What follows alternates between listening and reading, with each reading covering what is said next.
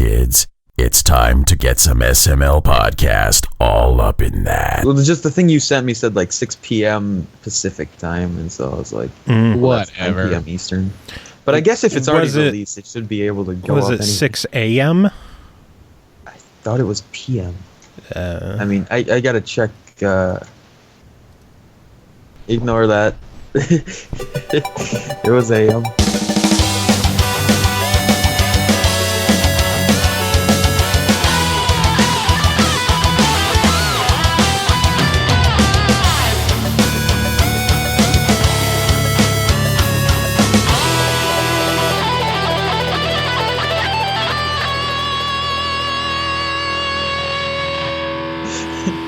Oh man, what's up everyone? Shut up. What's up everyone? Goddamn. This is the SML podcast. I'm your host Joe. Joining me as usual, Chris Huber. Chris, how the hell are you doing? I'm not as sick as I was last week, so better. It's like 3 weeks now that you're sick, huh? Dude, it's been like months. You're dying. It's just never going away. I don't know. You're dying on a weekly basis on our show. Dude, ain't it the truth? You have no idea. No, and then CJ's back. CJ, how's things going? Good. Really good. Awesome. Fine, Fantastic. Well, I actually, guess. really shit, but yeah, sure. Why not? So, no interview today yet. Aw. Okay. I'm still trying to figure out if we're doing all the reviews today or if CJ and I are going to do a second episode later this weekend. Your guess is as good as mine. CJ, do you have any input on this matter? I mean, it's up to you. You have the games list. You get to decide what happens. Because they're re-looking over the list. There's a lot of shit. As long as I get to do one game today, I'm happy. Yeah, we'll let you do one. Yeah. But only one. Well, I know which one I'm going to choose then. It's pretty fair. Pretty Wuppo, obvious. clearly Wuppo. Yeah, clearly. Definitely that one. So, Chris, we got a code for the game Wuppo, for Steam. It looks fantastic, by the way. The game looks awesome. It looks like a kind of Paper Mario-ish. Okay. But I haven't CJ's covering it. But the Steam code, the last 5 digits of the Steam code are N8GER. Okay. Yeah. You'd be surprised how much that has in common with the game, too. What? Okay. There's 4 different races, and they all hate each other. Oh, my God. In the game. Yeah, we'll talk about that later. But we'll hear about that one. I have a bit of news that I'll end up bringing up as well now that I think about it. Oh, fuck it. Let's start it. Chris, what's your news? Well, the BlizzCon schedule was officially announced. And the last event on the main stage is going to be the 20th anniversary of Diablo. Diablo 4 is getting announced. So Or remastered the original one. So, all right. I think that not a remastered version, like a whole like ground up version of D2, I don't think that would happen, but I believe in my heart that they'll probably end up doing like an upscaled, like modernized version, because it's extremely difficult to get Diablo 2 to run on current computers right now. It is. So, I tried, and the colors are just awful. Well, not to mention the fucking max resolution is like 800 by 600, so like it's the size of like half of a window. If that, like it's tiny as fuck. Small. So it's like the size of your video on the stream right now. Yeah, you'd have to play a full game at that resolution. Anyway, so I would not be surprised if they're going to do that. Now, the thing that kind of worries me in the state of Diablo. So their main stage, they start with Hearthstone. It's like a 45-minute presentation. Then they have an Overwatch, and it's just like a Hearthstone what's next, Overwatch what's next. That World of Warcraft Legion what's next. That one's an hour. God. Heroes of the Storm is 45 minutes, and Diablo is only 45 minutes as well. So it's not like they're really dedicating like a shit ton of time to it. But there's a lot that you can do in 45 minutes. To be fair, if they really wanted, they could just like set it for 5 minutes, come out, roll a trailer, and be like, "Peace, bitches." Yeah, right. Dude, Diablo 4 includes Diablo 2 HD. That'd be cool. Dude, I would lose my shit. You would literally come on the show.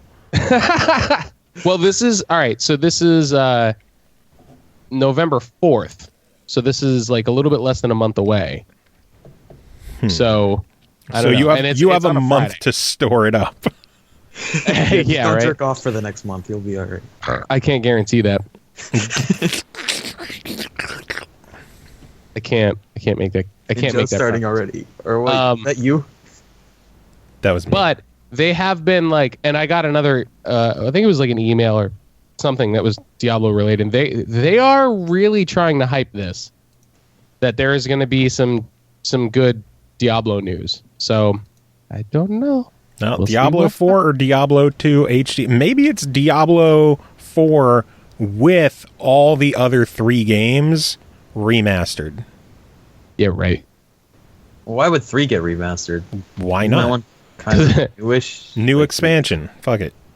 Well, I would not be... See, I don't think it's going to be an expansion. I really don't. Because, like, everything that they're doing to the game is all fucking maintenance stuff. Like, it's not... Yeah. It doesn't really seem like they're adding, like, a ton of new content, which they've been pretty much doing with every single previous patch and season iteration. But now it's just kind of like... Yeah, everything's good now. We're... just play the game, have fun. You can whatever. import your modded characters to Diablo 4 from Diablo 3. No, thank you. Character from Fresh. Please. Yeah, it's the whole point of playing Diablo. You just have like a million characters that all have different gear, and you don't remember which character has what, and yeah, that's the fun of Diablo. The 10, 15 minutes that it takes for you to log into a character, check the inventory, and go, oh wait, not this one. I gotta go to the other one. I don't know how you could have that many characters. Well, you see, Chris, if you didn't name them all Croth. And well, no, I don't, because I have what my female wizards are all fun bags. All of my barbarians are always Te-Hulk. Oh God! Not the Hulk, but Te-Hulk. Yeah. Because that's just what I used to use in Diablo 2. Yeah, I have a bunch of other character names. It's not always Croft. God, what the hell were all my character names? I forget what all mine were. Oh, and what was it? My seasonal monk for last season was Tony Shalhoub. Why? Monk. He's a monk. Oh God damn it! Some days I hate you. What? I was like, I'm literally sitting at the title screen, and I'm like, I didn't think of a character name, and I figured like for the past couple seasons, I'm like, I'm just gonna name my character something stupid every time now, and yeah. So the first one was Tony Shalhoub. That's fantastic. Yeah. I'm loading up my game to see what my character names Just were. to see what your characters are? Because I know I had some decent ones. We should. Damn it. CJ, do you have The Burbler 3? No, I do not. Oh, you dumb bitch. Joe. I mean, I almost bought it before it got like taken back and then redid. Was that something that I'm trying to remember. There was an expansion. Taken back Wasn't and that redid. what fixed it though? Like, wasn't it garbage when it first released? Like the third one got really bad. On the 360. It was, and then Reaper of Souls is the only one on Xbox One. Well, I knew that. Here's the main thing to remember about Diablo. All right? Diablo is a Blizzard game. The majority of Blizzard games, when you go by their old type of mantras, ergo, like StarCraft, Warcraft, stuff like that, their releases are never initially good. However, they always stick with them, and they always make the games the way that they're supposed to be eventually. They listen to their fans, and they end up, like, they're active with their games. Diablo 3, including Reaper of Souls, where the state of the game is now, if you were to put that side by side to Diablo 3, it's like a completely different fucking game. It really is. Completely different game almost. So, Chris, do you want to laugh? I'm ready. Loading up Diablo 3, it's now telling me about patch 2.4. Well, 2.4 is relevant. Well, no, that's how long it's been. Like, yeah, 2.4.2 is what we're at right now, I think. I don't know. I'm talking cons. I don't know. Anyway, let's see. console gets all the same. That's the other thing that's great about Diablo 2. Or as well, I should say. Yeah, not Diablo 2. Not Diablo 2. The console versions are the exact same versions as the PC versions. You're not really missing out on anything aside from seasons, True. which the only thing that gives you is what, an extra inventory slot every time you do a season? Yeah. And some cosmetics. Like, nah, man, I'll pass. Whatever. So you're ready for my names? I'm ready. Barbarian. My main barbarian is Cam because I do that for everything. Sure. I made a demon hunter called Da Hunter. Got it. A crusader, Captain Crusade. Should have just named him Captain Crunch. Female wizard named Zapper Snatch. Yes. My witch doctor is named this one. Oh, see, now my witch doctors are Ting Tang and Bing Bang. You should make another one. Call him Walla Walla. Walla Walla, yeah. Offspring. Well, it's, ooh ee ooh ah, Ting Tang, Walla Walla, Bing Bang. Yeah. My female barbarian is named Jiggles. Jiggles. Yeah, and she's hardcore. So, I have a monk named Beardo 2 because my first Beardo, he was my hardcore monk that died. Yeah. I have a male Wasn't that wizard. as soon as you reached level 72? No, it was like 45 or something. Didn't we that sounds get? like a lot Yeah, of but we time. got you 1 to 70, and you killed, and something happened to it, right? No, my 70 wizard is still alive. Oh, okay. And his name is Peener Wang. Peener Wang. Yes. I have a female monk named Tit Slapper. Tit Slapper. I have another witch doctor Way named of 100 fists. another witch doctor named Bitch Doctor. See, that's appropriate. I'm okay with that. And then I have a demon hunter named Pew Pew Pew. Also appropriate, especially on console. Dude, I love Demon Hunter on console. Like I love Diablo that much more playing the console version as a Demon Hunter, especially when it's multi-shot, because then it just becomes like a twin stick shooter that you're just collecting. I wish I could remember who I created all those extra characters for, because every time it'd be like, hey, let's play Diablo. It's like, oh, I haven't played it, or my characters don't match up. It's like, fuck it, we'll start a new one. And then I use it, get to like level 15, and then never and then play nothing it happens again. Well, I don't know how you can do that. And just I can easily, easily. Oh yeah, especially in Diablo. Like Diablo is a game that is meant to be played with pretty much every single character. Yeah. Like you're supposed to have a save file for pretty much every character. Now, if you take it as far as I do, where I have a save file for every single character on normal and on hardcore, on PC and on console. And yeah, you have a problem. And I've re-rolled some of my characters on PC multiple times because of season. Because now you don't have to like delete your old character and make a new one. You could just re-roll it per the season. Yeah, so how many hours have you spent in Diablo 3? I don't know, and I don't want to know. I wouldn't want to either. Because I could safely say that in playtime I'm well over months. Probably, yeah. God, man. Like easily. And that's actual playtime, not like make a sandwich and leave your game running. Yeah, I'm talking like I am actively inputting commands into the game. I probably have multiple months of game time. You probably have like thousands of hours. On Xbox One, you have 11 days, 20 hours, and 39 minutes. On the console version, and I hardly ever play that. On Xbox One, I have 13 days, 19 hours, and 35 minutes. Joe's stepping up. Listen, I could easily dwarf that if I really wanted to. All you have to do is find your Steam hours.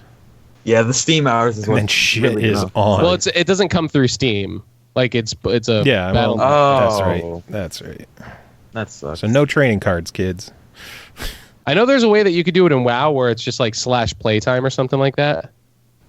Is there? I'm gonna. That's a dangerous command. Oh, I could do. I had a friend of mine whose account was legitimately in the year of playtime. Oh God. Like, and he doesn't. Does he leave his game just on? yeah. All right. Well then, yeah, I guess. I wish I could remember what my Final Fantasy 11 playtime was at, because I think back on the 360 days, this includes. Or no, this was. Maybe it was just the PS2 days. I was over a month of actual game time. I only have one game on Xbox One that's over a month, and you would hate me if I told you what it was. Destiny, right? Well, actually, it's 29 days, so it's technically not over a month. You dumb bitch. Yeah, it is Destiny. I have over 10 days in Trials Fusion, which is ridiculous for a bike platformer. Damn. But I love that game. All Still right. looking it so up, Chris. I found my BattleNet, like my Diablo profile. It doesn't have all of my characters, but it's not even telling me. How come it won't tell me like playtime, career? BattleNet is lame. They should just get with the Steam program. Oh my god, so many elite kills. How come it doesn't? Yeah, it's not like. I guess I would probably have to launch the full game, which I'm not going to do right now. I don't know. So how about some other news? How about some other news? How about some news? A handful of new backward compatible titles hit the Xbox One this week. And those would be? Tuesday saw 4 new games, including Battle Stations Midway. That was a Games with Gold at one point, right? Nope. Battle Stations Pacific was. What? Why? Why did they do that? Because Everybody they can. has specifics, so they go with Midway. Dragon's Lair. Is that the RPG, like the like story based, or am I thinking of something else? Dragon's Lair is like the old animated arcade game that's basically you see something flash and hit a button. Okay, all right. The big draw with that was on the 360, it was Kinect compatible, but clearly on the Xbox One they don't have any of the Kinect functionality. I wish they could figure that out. That would be pretty cool to be able to use the Xbox One Kinect. It'd be cool, and I'd love to see some of those old Kinect games brought over to give them a new life, but as far as I know, the tech just makes it impossible. Maybe they'll figure it out one day. Develop new Kinects with the Xbox Scorpio and ship it with it and force you to buy it, just like they did before. I would do it again. I would. Can I paste links in chat? Yeah, you should be able to. I want you to look at that quick because it just came up in my Reddit feed. A guy is currently Twitch streaming. I don't know if this this was a couple hours ago. He was Twitch streaming him playing Winston on Overwatch, where his controls are just bananas. Like there's just a bunch of bananas on the on his table that he wired to and mapped to the controls of the game. What? This doesn't make sense. The I'm watching fuck? it. How does that even work? I'm assuming that the bananas can transfer the I don't know, that's weird. It's so weird. I would think they had he put buttons within the actual banana, so he's just pressing the buttons, but they're within bananas. Maybe. It's completely possible.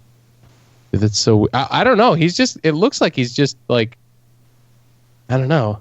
This is gonna be Maybe they are. Everybody that's listening and they don't see that. Well, there's this guy playing Winston. With his controls are just bananas. They are. Dude, that's so weird. And he's not doing bad. That's what's weird about it. He's actually wrecking people. That shit is literally bananas. It's bananas. That's why I wanted to bring it up. So bananas. other games added. The Telltale Jurassic Park the game. I didn't even know that there was a Telltale game for that. Yeah, it's one of the worst Telltale games. Maybe that's why I didn't know it existed. I don't even think it's the story stuff like the normal ones. I think it's an actual game. I think it's still like a adventure game, but this was before The Walking Dead and before like Telltale kind of got a whole new life. Before they figured out what they were good at. Pretty much. This is back in like when they were still doing like Sam and Max stuff. Yeah, so it was more like point and click, like Sam and Max then. Yeah. And then because we need another one, Tour de France 2011. Yay! Playing 09. I'm so excited. And even better is that one is not available in America. Wow. That is an import game. So if you have been dying to get your hands on Tour de France 2011, you can import it from Europe and play it on your Xbox One because the Xbox One is region free. Also, what's wrong with you? Also, yeah, exactly. Seriously, there's a new one out. Just get the new one. Exactly. And then today they added 3 more. Puzzle Quest, the first one. Really, that's the first one? Haven't they been doing like a shit ton of other puzzle quests? They did 2 in Galactrix a while back, and now today they did the first one. So why did they not go in order? To spite you. Yeah. Yes, it's really weird. Eat Lead, The Return of Matt Hazard, which I fucking loved. I want to play that. The game is just ridiculous. And Will Arnett as Matt Hazard was brilliant. Oh, I love Will Arnett. I mean, it's not a good game, but it's a fun game.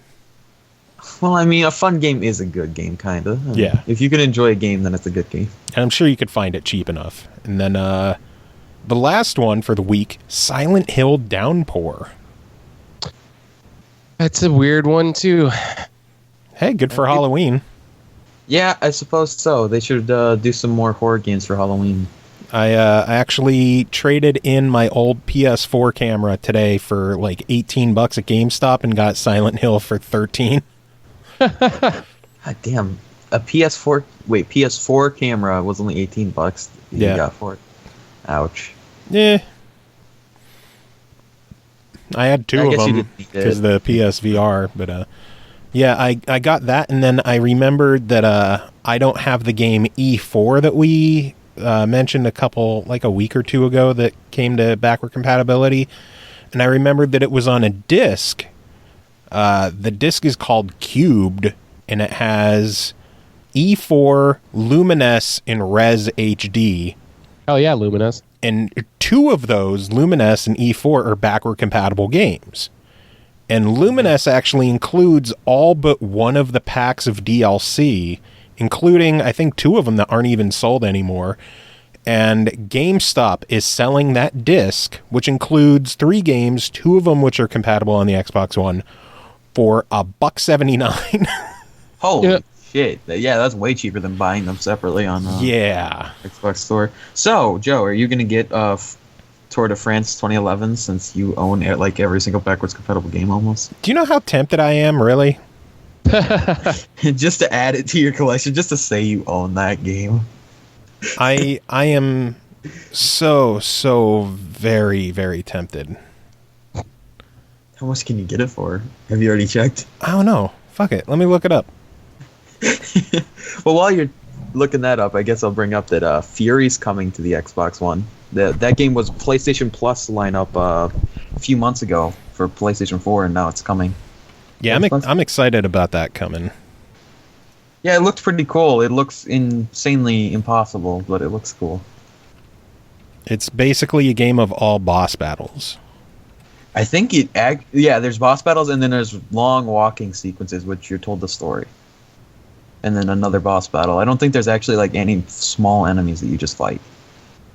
I watched some of the game being played, but it looks pretty cool, and I'm happy that it's coming to the Xbox One, so we get that. Who knows? Maybe it'll come with Games with Gold. I doubt it, though. They need to make some kind of money. And it will have an Xbox exclusive boss as well.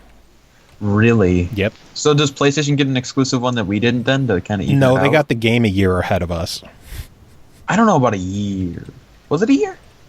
I don't know. Probably. I thought it released free. Like, it was like, all right, it's releasing and it's free. Well, there's an easy way to look that up, too. Fury. PS4. I guess, yeah. Oh no, God, it released July 5th, so they got it like they'll have it 4 or 5 months ahead of us. Yeah, I believe July was the month that it was the game with PlayStation Plus. I as well. just said July 5th, so Yeah. Yeah. so that means yes, July. Yeah. I know. July. So I'm just confirming that that was the month. July. So Tour de France you could get off of Amazon for $35, Oh my god. or eBay has it. There's 2 of them for like $28, and then there's some actual international ones that are significantly cheaper. Yeah, international seems to be the way to go. Although you're gonna have to pay more for shipping. Yeah. But the $35 for a 2011 game of biking, yeah, fuck that. It's not worth it. Well, you just don't understand good biking then. Apparently. There's a new one that you said you liked in a review. I mean, just play that. You own it. I said the new one was enjoyable, and I bought the old one too because I enjoyed the new one. Why? And the old one was $5. Oh well, okay, $5. That's a little more reasonable. Yeah, XBLA, $5. Yeah. So what other news? Or are we just diving right into the big stuff for the week? Let's just dive right in. Yeah, I don't. Maybe have, we might as well. PlayStation VR is officially out. It is out, Yay. and we got our unit. Well, technically, I got the unit because you guys don't live near me. Yeah, I live away, so far away. This is my first time doing anything VR related, and it's fucking trippy. I've never done VR. I've seen it at shows, and I've just, first time, and it's pretty crazy. No Pulse had a couple of questions that he had that I'm going to address. His first question is, how hard/easy was the setup? Setting it up for the most part it's not hard, but it felt time consuming because there's in what regard? Like what do you have to do? Well, there's a lot of shit in there, and everything obviously, as all electronics are, is individually bagged. So it took forever to unpack everything. Setting up the actual unit isn't too bad. You have to run a power cord, clearly. You need to run normally the HDMI cord that goes from your PlayStation to the TV. Mm-hmm. Instead, you plug into a processor box, which then you run a cord from the box to the TV. That way, the input, the video from the PS4... It's like a pass-through? Pretty much, yeah. Okay. It's basically a splitter because it then splits the signal to go to the headset as well.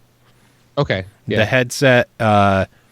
it has the headset with the cord to it with an HDMI and an auxiliary, I guess, for all the data. And that connects to basically a big-ass extension cord, like a 6-7 foot long extension cord that plugs right into the front of the box. Because I have cats, clearly it's going to be a pain in the ass, so I have to unplug the headset every time and hide it away. Of course. You signed up for that, Joe. Oh, I know. I clearly did. And then there is a USB cord that you have to run from the processor box to the PlayStation 4, which normally, just running a USB cord to something isn't bad, but we have to remember the original PS4 only had 2 ports. And they're both on the front. They're all on the front, yeah. So the way I have mine is I have it plugged into the front, and then I have the cord running underneath the system to go back to the processor box. I like how you just thanked CJ for hosting this. Hey, why not? Why not? I was gonna type something just like it was. I didn't want to cut you off. Yeah, but the whole USB port shit with the PS4 is a pain in the ass because there's only 2 ports. You need to have one for the processor box. If you play like a Harmonix Music VR allows you to plug in a USB stick with music on it. Okay. And if you plug that in, that's both your ports. So if like you use the keyboard or if you use the wireless headset, forget it. You got to pick and choose. Huh. And then it uses PlayStation Move controllers. Well, which you need to charge well, via USB. Oh, Really? You can't just, like, have charge text? I had to unhook, like I had to unplug the PlayStation VR just to charge up the Move controllers.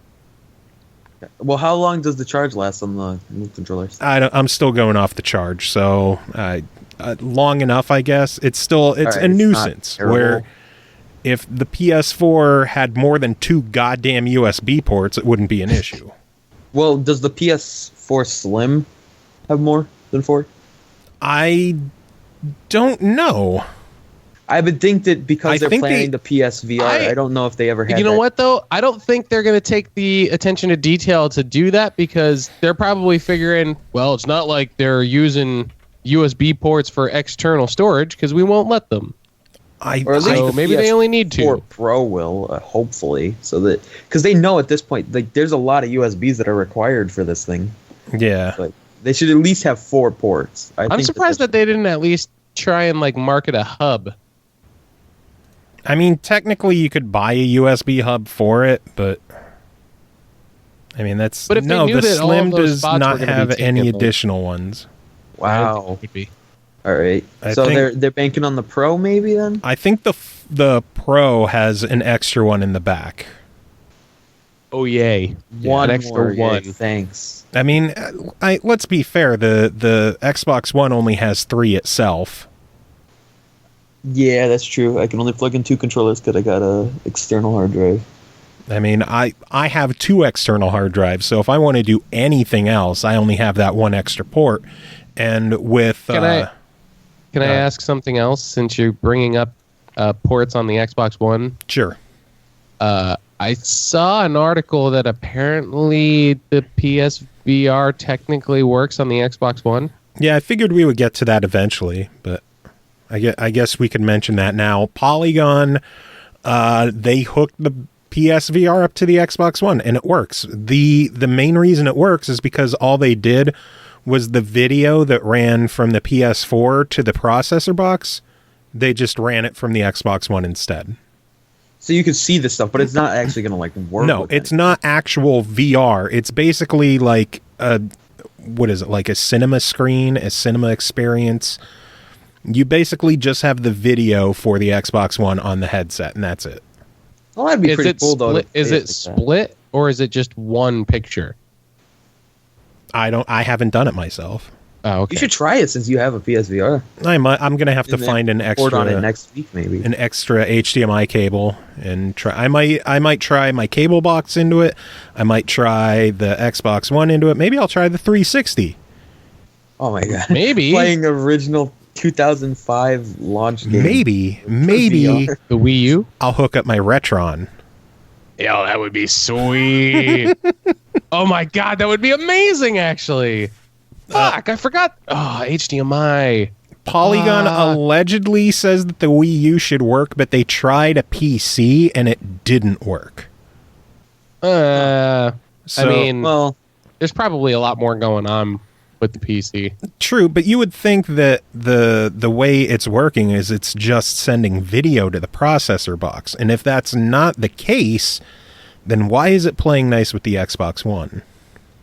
maybe they that company that manufactured it, which would be Sony, right? Or did they pay another company to do that? I don't know. I'm not them. Well, maybe that company has plans to in the future release a VR system for Xbox as well. Maybe. And so they kind of they're working on how to get it for both. I think if we're ever going to see VR on the Xbox One, it's just going to be Oculus with the Scorpio. Oh, that'd be yeah. Or that'd probably happen. Or the Vive. And then you have your AR with the HoloLens, right? HoloLens. Yeah. I don't think Vive is going to work because I'm pretty sure Microsoft has some kind of partnership going on with Oculus. Considering Xbox One controllers ship with an Oculus. Yeah, they have a partnership. Yeah. Yeah, I would assume. Hey, Oculus is still better than nothing, even though Vive is better. True. And I want to try a Vive so bad. I'm actually going to bring up my thoughts on Xbox in VR with some of the later discussions on this, but setup overall wasn't too bad. It was just kind of time consuming. Okay. It's kind of a pain that you have, at least for me, you have to hook it up and unhook it all the time. I'm sure I can find a way to run the wires better, but that would result in me having to pull the TV stand out from the wall, and what my house looks like. Oh yeah. Yeah, you don't want to do that. So I mean, for the most part, it's not a hard setup. It was just, time consuming, and I'm fat, so I was sweating afterwards. I can't believe with all of that discussion, we were on question 1. Yeah. Question number 2 is graphics. It comes down to the game. A game I thought that was going to look really, really good, DriveClub VR, I thought it kind of looked shitty. Some of the games you could tell are just, they feel much lower resolution. And if you look at the TV while you're using it, you can see the video on the TV, and it's like a giant black border around all of it. It looks pixely, it looks grainy. So a lot of it comes down to the game. And then you have do you think it's more of like an optimization issue? Like there's too much going on the screen for it to handle? I think it had to dumb it down? I think it's kind of like programming for the 3DS that has super tiny screens, but when you blow it up, it looks really bad. Makes sense. I mean, like, technically they're programming for smaller screens. Resolutions, yeah. Yeah. But I mean, then you look at something like Thumper, and it looks jaw-droppingly gorgeous. Or you look at some of the I can't talk. Visualization? Yes, that word. In Harmonix Music VR, and it's like just the trippiest, coolest looking shit. And I mean, again, it comes down to the game. Some of them look good, and some look not so good. Not good. Well, that could be a possibility of just like experience creating VR games. True. I mean, Until Dawn is another weird one, because the actual gameplay of Until Dawn looks gorgeous, but like the loading screens has like a rotating head that looks like the shittiest, pixeliest garbage. Like the first time I saw it, I'm like, oh my god, this game is going to look terrible. And then I started playing, I'm like, this game looks really good. Why did that loading screen look so ugly? Maybe it was because maybe you before. Shouldn't be judging games by their loading screen. Fuck loading screen. If I gotta look at it, it's like part of it. Concept art. So it wasn't fully finished yet. I couldn't help myself. Sorry. Number 3, second screen experiences, if you have any of those. I have a limited second screen experience while you're playing. Depending on the game, it might show, what you're seeing in the headset on the TV screen. Or in other games, one example is cat lateral damage, if you remember us talking about that one a while back. Oh, yeah. Vaguely. I remember that game. Basically, you're a cat. And you're, like, knocking shit off of... Okay. They have a VR mode. Of course there's a VR mode. And who do you think would want to play that mode? You and Ashley. Ashley. Ashley was the answer. Hey, Yeah. I got it right. I'm a winner. So when I was watching her play it, which by the way, she fucking loved it, the image on the TV is basically like a second person perspective, kind of like a fixed camera, and it would show the cat head and then the 2 paws for the move controllers where you are, and it would show them moving in real time, but it wasn't the same image as the screen. I know there's some games like Don't Talk and Nobody Explodes. Yeah. Yeah. That is kind of based around a whole second screen experience, but I only have a day in with the unit, so I don't really have much second screen experience to talk about so far. What did you call that game again? What? Don't Talk and Nobody Explode? I don't know what the name. It's Keep Talking and Nobody. Keep talking and nobody whatever. Whatever. Yeah, don't I talk knew what is you were the talking opposite of about. What you want? Yeah, true. I knew what you meant. I mean, I knew what you meant. someone else called it "Keep Talking and Nobody Dies," so at least I got explodes right. True, it is all about the bomb, so you at least need to know that much. Fourth question is movement inside of games, and again, it comes down to the actual game. Until Dawn was basically you stayed in a seated position. You can look around left and right and, explore the area. Cat lateral damage, there was minimal walking and exploring, But for the most part, like if you wanted to move, a significant distance, you would just hold the trigger on the move controller and just jump that distance. Ah. And it would just like leap you over to that section. Actual movement inside, it's fairly limited because the PlayStation camera only has like a set amount of space that it allows. Like, okay. For example, I originally had the camera on top of my TV, and sitting on the couch with my head all the way back for Harmonix Music VR, it would pop up a warning that I'm out of the play area. Oh. Okay. And my living room isn't that big. That's not a lot of range. No, it's not. So, like, I think they recommend like a 7-foot play area. God damn. So there's Dude, really not. Yeah, but you've got less space than that, though, right? I don't know. I don't have a tape measure. I would say that it's less, and you're already running into like, I don't know. I mean, all I had to do was lean forward a bit, and I was back in the play area. But I moved the camera down in front of the TV, technically on top of that Halo statue, the Halo 5 statue. You know where that one is? Oh, I know. I know what you're talking about. I have it on top of there, and I can lay all the way back, and it works fine. So it was literally a matter of inches with my play space. Isn't it always a matter of inches? No, that's what she said. And then the other issue with movement is it comes down to the tech, and this is going to be my biggest issue with the PSVR is the camera. That's an old ass camera, isn't it? No, it's from the PS4 launch. The move controllers are the old thing from 2010. Right. But the big thing with the PlayStation camera is it's just a camera. It doesn't have the tech that the Kinect has. It's just a standard ass camera with like 2 lenses.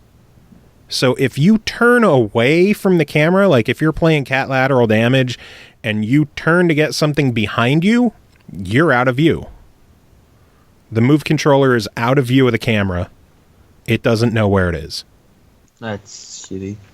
Playing Tumble VR, which is basically, like a block stacking game, you have to, you use the DualShock to, move up, down, pick up a block, set it down on top of other blocks. And it bases everything based on the light bar on the controller. So with my camera being up high and I was aiming a block down, it couldn't see the light. Yeah. Weird. So this is something I was thinking, is that if VR does come to the Xbox One, I hope it makes use of the Kinect. It would I'm finally sure it give will. the Kinect a purpose that's more serviceable than telling it to turn off or play a game. I mean, nearly all the reviews I've seen of the PlayStation VR are saying that it's a fantastic entry experience, which I agree. I'm having a blast with it. I'm really enjoying it. But the tech of the camera and the move controllers is holding it back. Because it's I'm surprised they went with the move controllers and didn't develop something new. Like, even the move controllers aren't that bad. They serve their purpose. They're 2 wands. They have the tracking bulbs. It's the camera. The PS4 They just had a bunch of them that were already. sucks. They just had a bunch that were already manufactured from that failed project they tried with PlayStation 3, so they went with them. They're like, we need to use them. Yeah.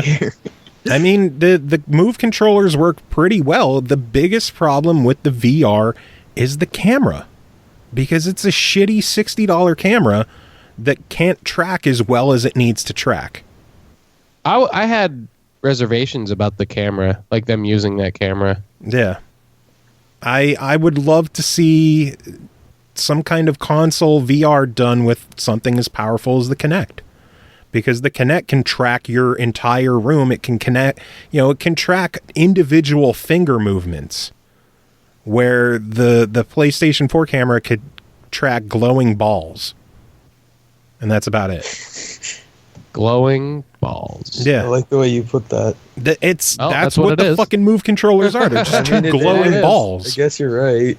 And when I was playing and they were both glowing blue, I literally had blue balls playing the PlayStation VR. This leads into question number 5. Any issues so far? For example, motion sickness or tracking issues? Yeah, the camera. The camera is the biggest problem. Okay. And it's a shame because I'm really, really digging the tech. As dumb as it sounds, because I played a handful of the demos. The first time I played Cat Lateral Damage, and I was like walking around an animated room, knocking shit off of shelves, and like peering over the edge of a shelf, watching a dish hit the floor and shatter, that blew my mind. I wish I could play that. It looks so good. And that's usually what does the best with VR is just a fully immersive experience. God, what the hell's the name of the one? The one soccer game that I keep forgetting the name. It's like Head Kicker or something. It's basically a soccer ball comes at you and you hit it with your head. You just like bump your head into it and get it into a net. That's kind of like that Kinect game in Kinect Sports. It's such a simple experience, but just looking around and like it's trippy. Again, my first VR experience and shit's trippy. I guess at least you didn't have better VR experience before that, so it's not like you're coming in expecting better. The one guy at GameStop has an Oculus, and he's like, man, it doesn't compare at all to the Oculus. I'm like, it's also a hell of a lot cheaper than the Oculus and a rig. Yeah. And he's like, yeah, you have a point. You know, the unit itself, the headset itself is $400. So that's still a lot of money, but it's way it is, but compared to other VR experiences out there, and if you need the whole experience with the Move controllers and the camera, it's an extra $100 as long as you can find it. The only thing that makes it just as expensive is, say, you already have a PC and then you got to get a PlayStation 4 and the stuff. Yeah, if you don't have a PS4 and you want to get into VR, this is clearly not the way to do it. Yeah, it would be just as expensive to get a Vive, and then there you go, you got the best one. Yeah, if you already have a PS4 and you want to get into VR, I think it's worth definitely checking out. I mean, I'm having a lot of fun with it. I'm really digging the experience. It's literally a whole new world for the most part. It's a whole new world. Although I'd be scared about playing Cat Lateral Damage in your house. Oh my God, it is so fucking fun. I can imagine. Even Ashley was like having a blast, and Ashley doesn't really game that much anymore. No, yeah, because it's a real thing now. It's not really. I mean, it's a game, but it's like you're using your real body, so it doesn't feel like a game anymore. I guess this falls under issues. Although I'm impressed, I've only punched cats twice. Only twice. They shouldn't have gotten in the way. Have you broken anything yet? No, although I did punch the ceiling. But because it's drop ceiling, no damage. No damage to the controller either? No, because it's a fucking plastic ball or a rubber ball on top of a stick. You can't really damage it too much. But yeah, I felt bad because the one cat I punched was Predator, and she was just jumping on my lap. Like she whenever I have that headset on, she thinks I'm gone. She thinks I disappear. Like disappeared. She's meowing. She jumps on me. She's meowing, and as soon as I lift the visor up, she just sits there and stares at me. Like, how'd you get here? I missed you. But she's adorable, and the fact that she's still sick, I feel horrible for punching her. But she jumped on me. See her. Yeah, you thought it was a real monster. You didn't know. I couldn't fucking see her. As for motion sickness, I have issues with motion sickness in games. Okay. I've mentioned it on the show before. DriveClub VR was one of the games I was like dead set on buying because I love Forza, I love racing games, and I've heard a lot, so much good stuff about DriveClub. And now, there's going to be a VR version, and all the reviews leading up to it said that it is a vomit machine. It's gonna mess you up. And I am so glad I did not buy the game at Best Buy on launch, because there's a demo of it on the demo disc. I got 2 laps in and I had to take the headset off. Wow. Yeah.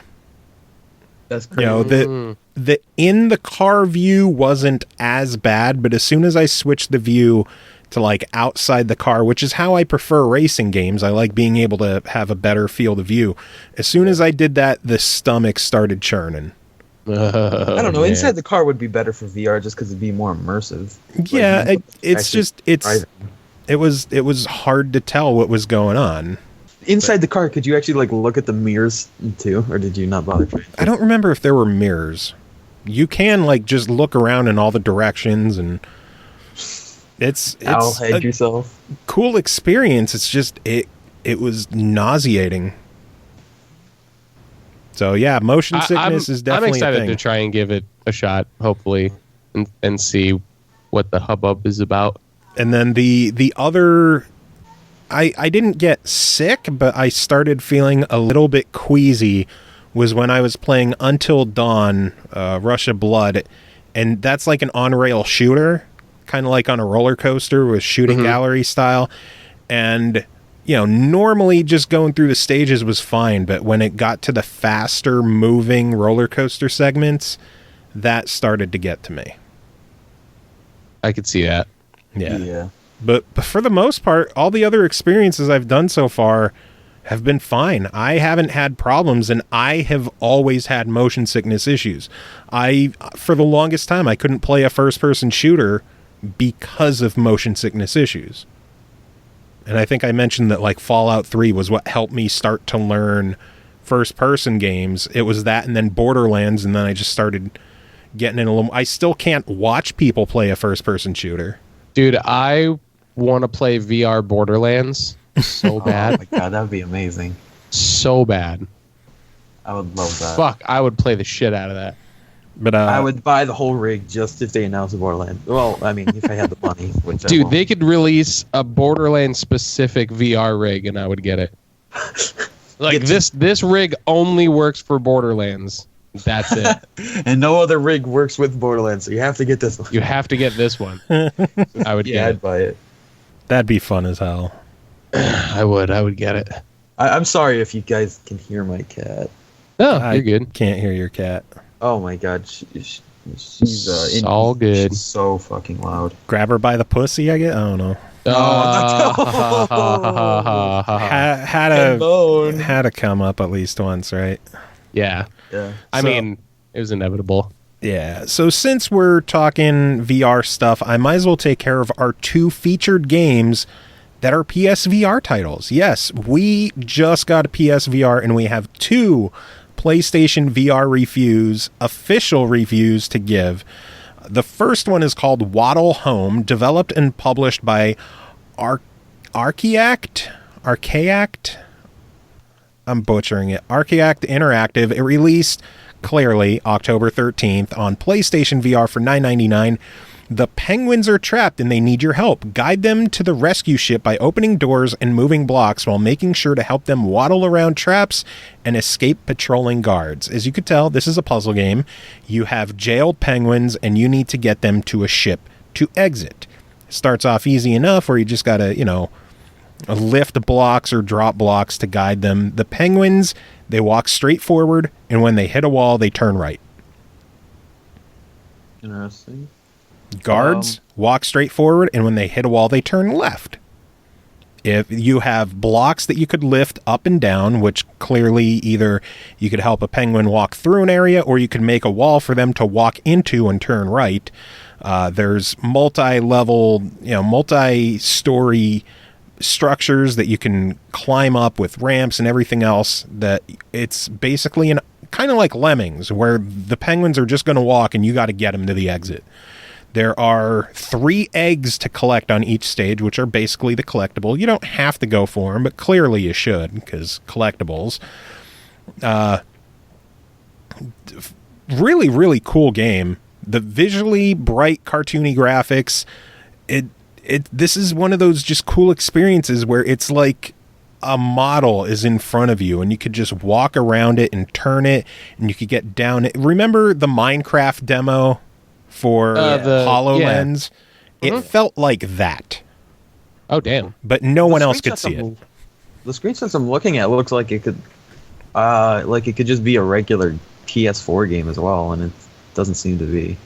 I think you could do this without VR. I think this would work kind of well as a Wii game, or like something with a touch screen interface.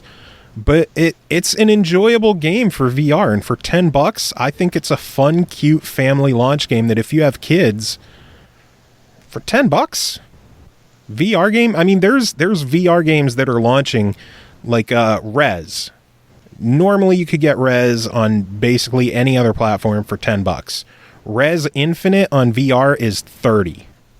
God damn! So you could tell. Are there significant changes in the gameplay or anything like that? Rez Infinite, I have not played yet.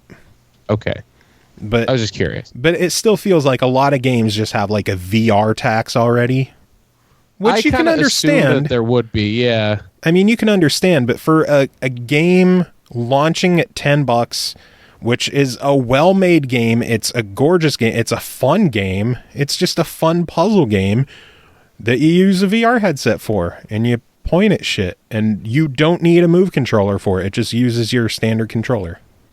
Well, that's cool, because the amount of money you spent on that thing, you'd want a cheap game to be able to play. Yeah, I spent $500 that day. Yeah, if you just drop $500 on a VR unit and you're looking for something cheap to pick up, cheap and fun, Waddle Home, buy it.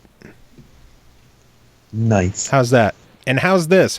If anybody out there has a PlayStation VR and you need a game to play, we have a spare code for Waddle Home. Oh, holy shit. The first game you reviewed, and it's already a giveaway. So we have a copy of Waddle Home. Chances are, first person who emails us is going to get it, because I don't know how many of our listeners are going to have a VR. PlayStation VR. Again, it's an American code. All Sony codes are region locked, so we have one spare Waddle Home code. Please don't email us if you don't have a PlayStation VR, because it requires the VR. So don't be a dick. Yeah. Okay. Yeah. Don't do that. But yeah, Waddle Home, I give it a buy. It's cool stuff. Well, good. That's a good start for VR reviews. Indeed. Give it a buy it. Next game to talk about is called Harmonix Music VR, developed and published by the amazing folks at Harmonix. It released again Actually, this one released October 10th, I believe. It launched early for some reason on PlayStation VR, exclusive to PlayStation VR for $14.99. Unlock the transcendent potential of your music with Harmonix Music VR. From a wacky dance party to 3D reactive art and even a nice, relaxing alien beach, Harmonix Music VR is the next evolution of your music library. Let me get this out of the way. It is not a game. Then what is it? This is like an audio-visual experience. There are 4 different modes in the game. There is a beach scene, which you can everything in the beach is basically controlled only with the VR helmet. Everything you look at, if it could be interacted with, there's like a glow around it, and if you focus on it long enough, it activates. What the fuck was that? Probably a fucking cat jumping up on my desk and it smacked my headset. It's a cat. All I heard was... Yeah. You headbutt my headset. Yeah. Yeah, there's I think 3 or 4 different beach scenes in there that you can wander between, and each different one has a handful of different visualizers that you can look at, and everything in the game plays along to music. Whether it's the 17 tracks that are built into the game, or you could just plug in a USB stick and play anything off of your own library. The second one is, I believe, called the Easel. It's basically like 3D painting. Oh, that's cool. This one requires the 2 move controllers. One is you're actually drawing with. The other is kind of like your easel. You can draw, and then you can you grab the art and turn it and continue drawing. It is trippy to just 3D painting. I mean, I'm sure people have played tech demos like this before of just like 3D art. But again, I'm new to this. So trippy as ball. Clearly the first thing I did was draw a dick. Clearly. I mean, obviously, Clearly. the time to dick in this game is pretty fast, or TTP. Yeah, TDP. Literally seconds. As soon as I started the easel mode, the first thing was a dick. A 3D dick with the jizz just flying at you in 3D. Was it veiny?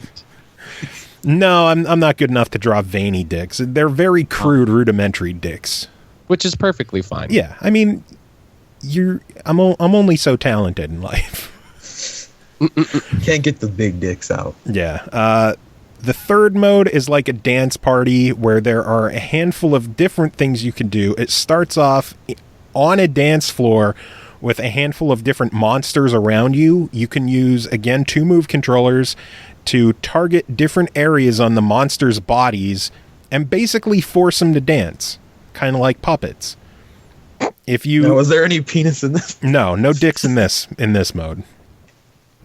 You can make the monsters dance all different ways. Each one you can have dance an individual way. They speed up or slow down based on the BPM of the music, I would assume. If you put one on a main stage, everyone copies it. So, obviously, one of the dances I did was just hip thrusting.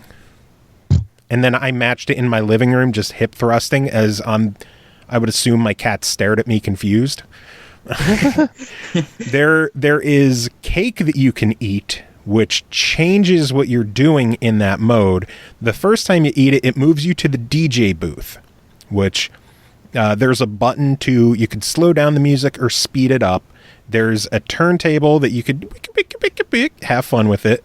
There is obviously an air horn.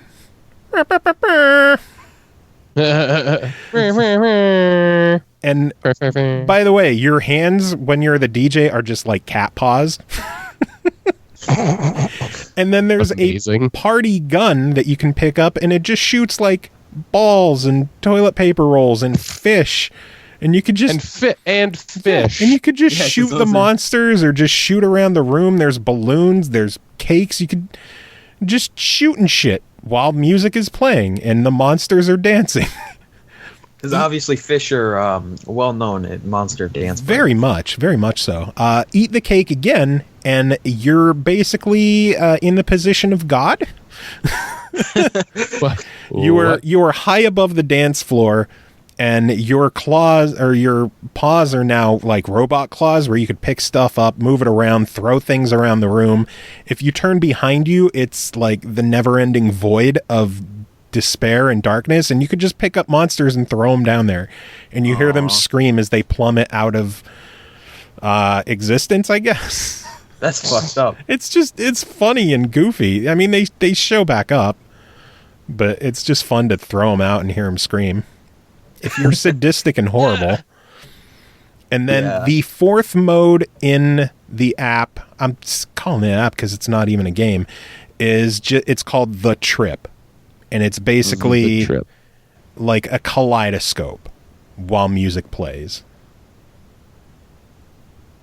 Interesting. I'm sure that's cool. Like if you just sit and just chill out and just kind of like just toss on like some Opeth with like 14-minute songs. Yeah. There's no controls. You don't use a controller in this. You don't use a move controller. This is meant to replicate when you were a kid and you would just sit in your room, put on headphones and stare at the ceiling and just look at the visual. I used to put the visualization on a Windows Media Player and fucking Winamp or Winamp, and that's what the game is. That's what this is. It's basically a lot of the enjoyment is going to come down to your music library.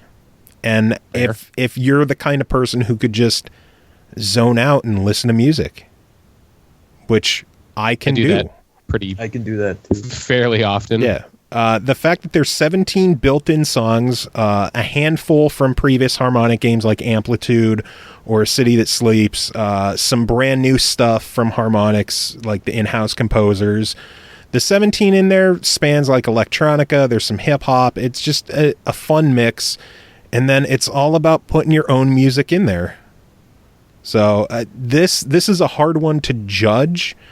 If you're looking for a game, look for something else. If you're looking for a way to just chill out and listen to your own music or some new music that you may have never heard before, it's worth checking out. There's a demo of the game on the PSVR demo disc, so give it a go, and if it seems like something you're into, I think it's worth the $15, but you just got to know that this isn't a game. Well, hope that's clear enough. Yeah. For you. Bitch. Yeah. Bitch.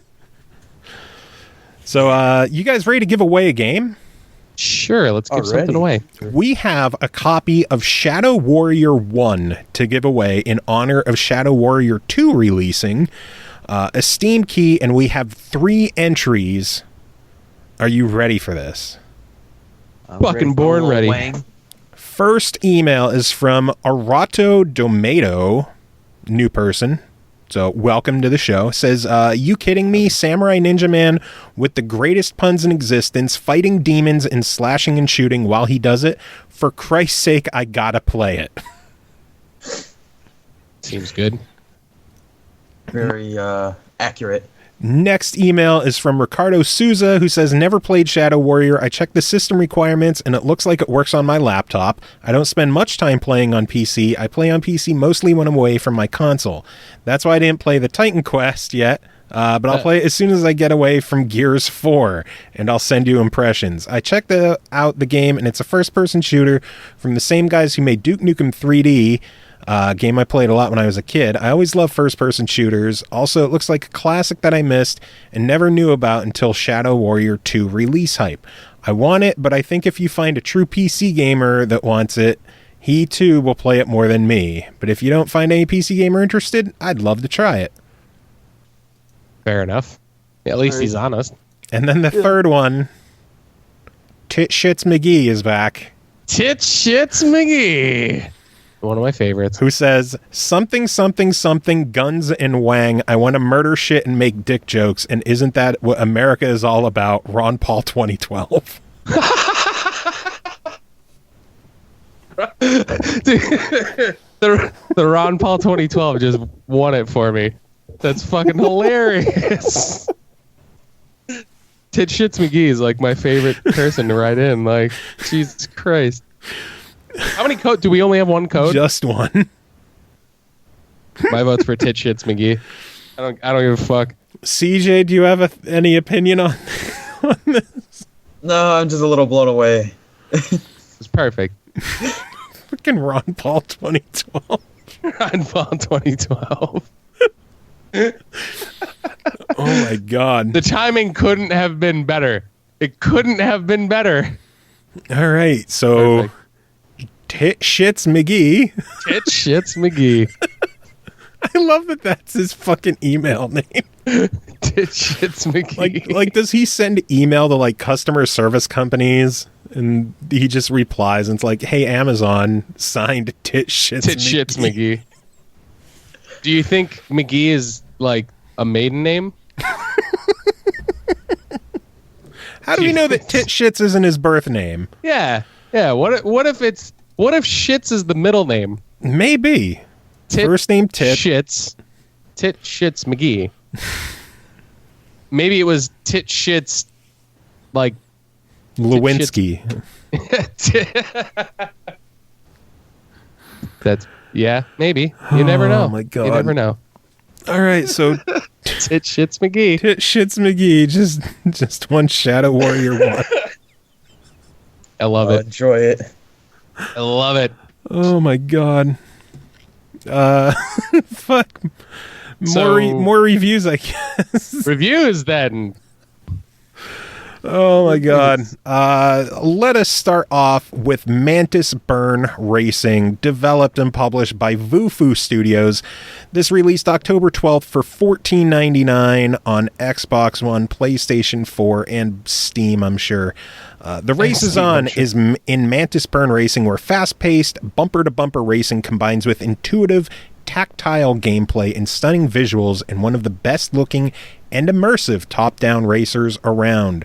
Chris, this one's all you. So what did you think of Mantis Burn Racing? Okay, so visually it does, for a top-down racer, I think it does look pretty good. I did have a couple issues with some of the maps where like you would go to a certain section and it was so dark that you literally could not see what the fuck you were doing. The caves, right?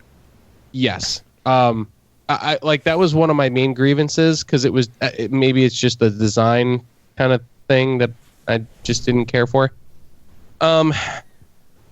It's very responsive. I will give it that. So I mean, it's gonna play similarly to like an off-road-esque type of racer. Mm-hmm. But it does seem a little bit tighter. And I do like that the camera is more of like, now there's a couple different camera angles.